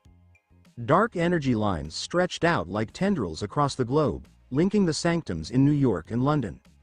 So, the one in Hong Kong was just hanging on. People all over the internet started talking about some strange happenings. So, in the middle of all that digital chaos, Naruto caught a whisper. A voice you know well, soft and smooth like silk, Naruto. Even though the voice was pretty quiet, Naruto was sure he heard someone calling his name. After a quick moment of thinking, his V-shaped visor lit up. He got what was going on. He dimmed the visor on his helmet. Then, a bright blue neural network burst forth from his body, kind of like an Eastern myth about the soul leaving the body. Naruto's neural essence broke free from his mechanical shell and floated into the real world. He slipped right through the Kree alloy ceiling and took off into the skies above. A silver silhouette trailed quietly behind him. At last, Naruto was floating quietly above Earth, with a silvery figure right next to him. Naruto turned a bit and glanced at the person beside him. The Ancient One, the Sorcerer Supreme. So, you just let it happen? Naruto asked, gazing at the soul of the Ancient One, his voice icy. I tried to warn you. I mentioned it so many times. But you just held on to that vague, useless idea of fate. You had the chance to change your destiny, so why let it unfold like this? By the end, Naruto's voice was getting louder, filled with a simmering anger. Years back, Naruto had already given the Ancient One a heads up about her death, when it would happen and what would cause it. In their later meetings, he kept reminding her that when she faced her former student P-Cerebrum, she would get backstabbed and end up falling from the mirror dimension onto the streets of New York, dying in an undignified way for a sorcerer supreme. She could have dodged that, but the determined bald woman just wouldn't budge. Looks like you still haven't quite grasped what I was getting at back then, the Ancient One said, calmly looking down at the blue planet below. I don't understand you mystics and all your cryptic stuff, Naruto said with a hint of frustration. You've always said that fate is untouchable and inevitable. But is that the whole story? He spoke with a heavy dose of sarcasm in his voice. The Ancient One stood quietly, her gaze fixed on the earth below, almost as if she wanted to savor one last glimpse of the planet she had watched over for centuries before she drifted away. So, are you happy now? Naruto asked with a hint of bitterness. You're gone. You did what you were meant to do. But have you noticed what happens to the world after you're gone? I've caught glimpses of what's to come, Naruto, she replied softly, not fazed by his sharp words. You know, those fragments are just shrouded in this thick fog. And honestly, what I saw, it bothered me, a lot. Oh, that sounds like great news, Naruto said with a hint of sarcasm. If the future seems so grim, why not take a shot at changing it?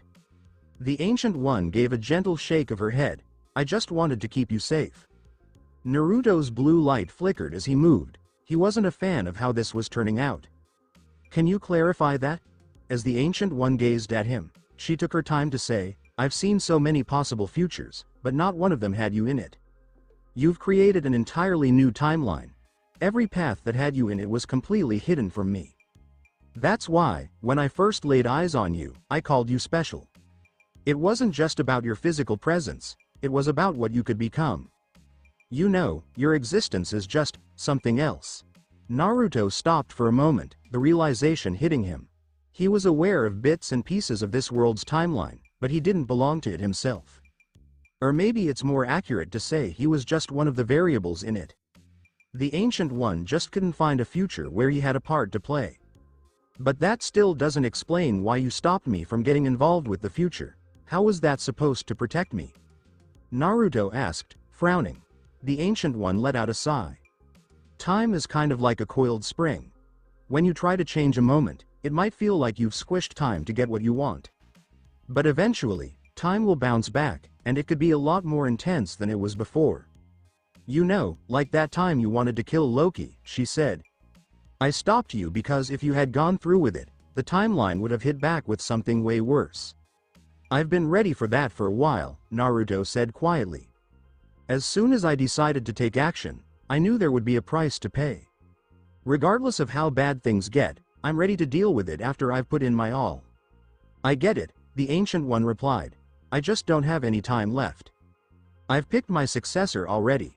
You should definitely meet him when you get the chance. Are you talking about Dr. Stephen Strange? Yeah, she nodded. He's got some amazing potential, a real genius. Who knows, he might even outshine me one day. She took a moment to stop.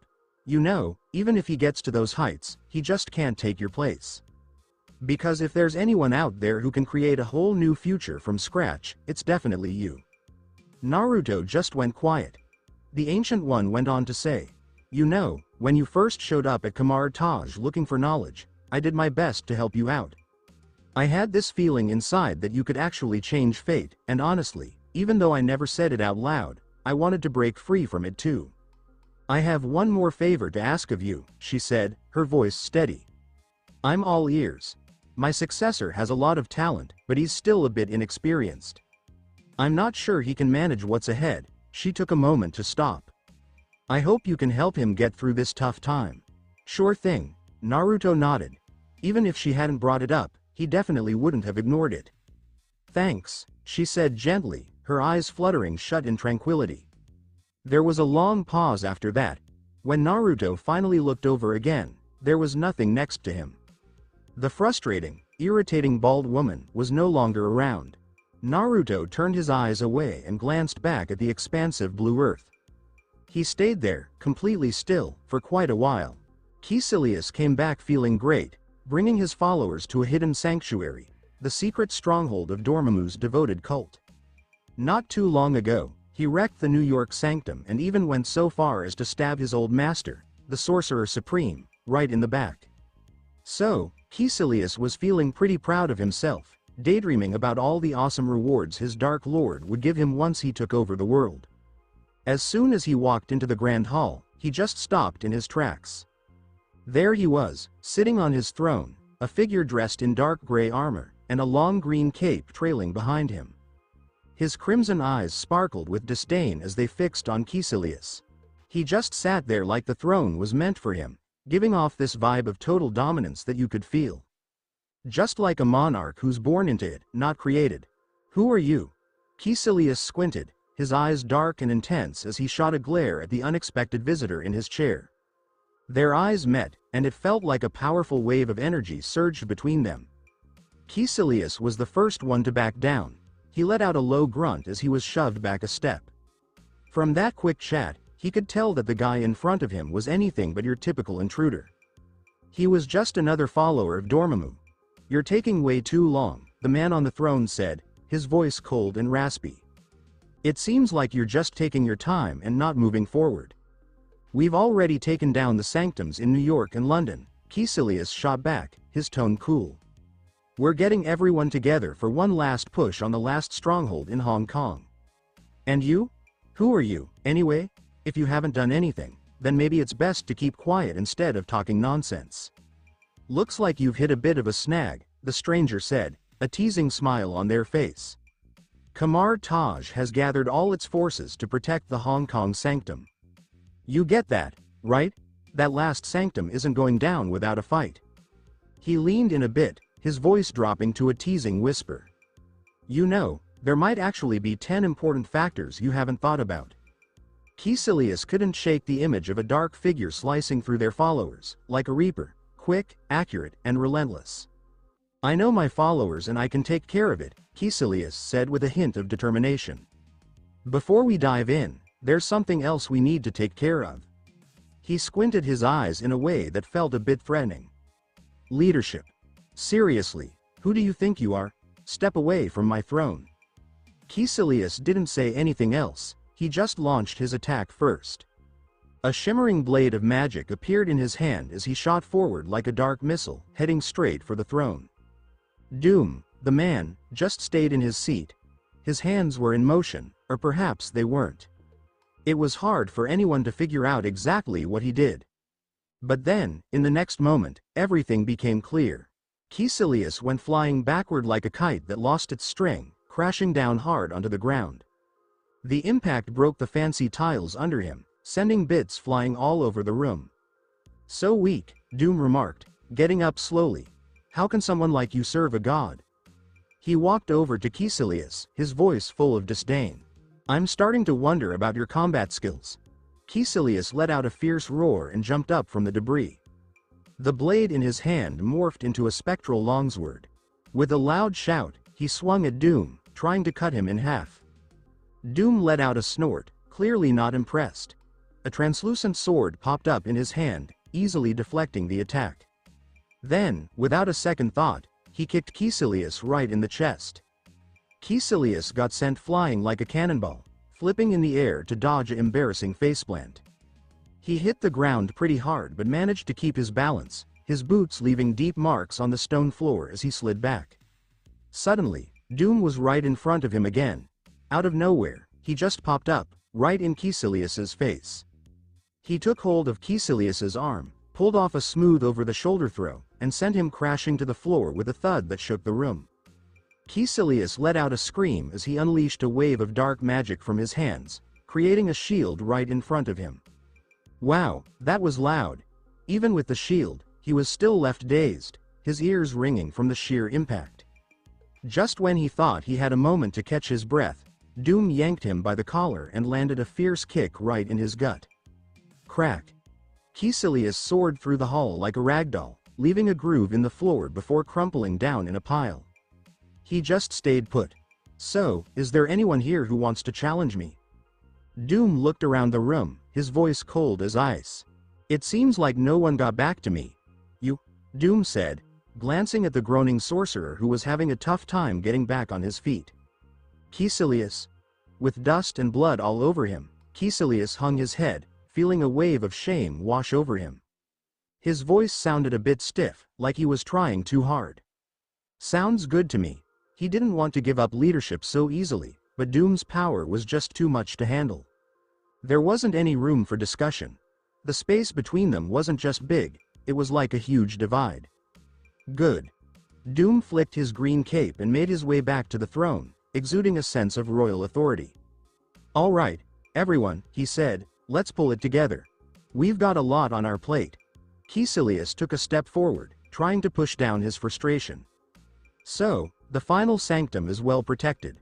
All the sorcerers from Kamar Taj are there. We need to. Doom waved him off, cutting him short. No way. We're not going after that sanctum. What? P-Cerebrum said, looking completely taken aback. Wait, weren't we? I told you, we're not going after it. Doom sounded a bit annoyed. So, you heard that taking out all 3 sanctums would let the god come down, right? Well, I've got a better idea. He took a moment, then said, if we mix a bit of science with some magic, we can get around the sanctums. Control. P-Cerebrum made a face of discontent. So, the machine got destroyed. Rebuilding it would just use up way too many resources. We won't need the old one, Doom said in a relaxed tone. You know, I was actually the one who came up with the idea for the dimensional traversal device to begin with. His red eyes sparkled with intensity. Just give me a few hours, and I'll whip up a new one on my own. Stay tuned for more. Thank you for taking the time to listen to this video. I'm thrilled you watched the video. If you enjoyed it, be sure to like and subscribe for even more exciting content coming your way soon.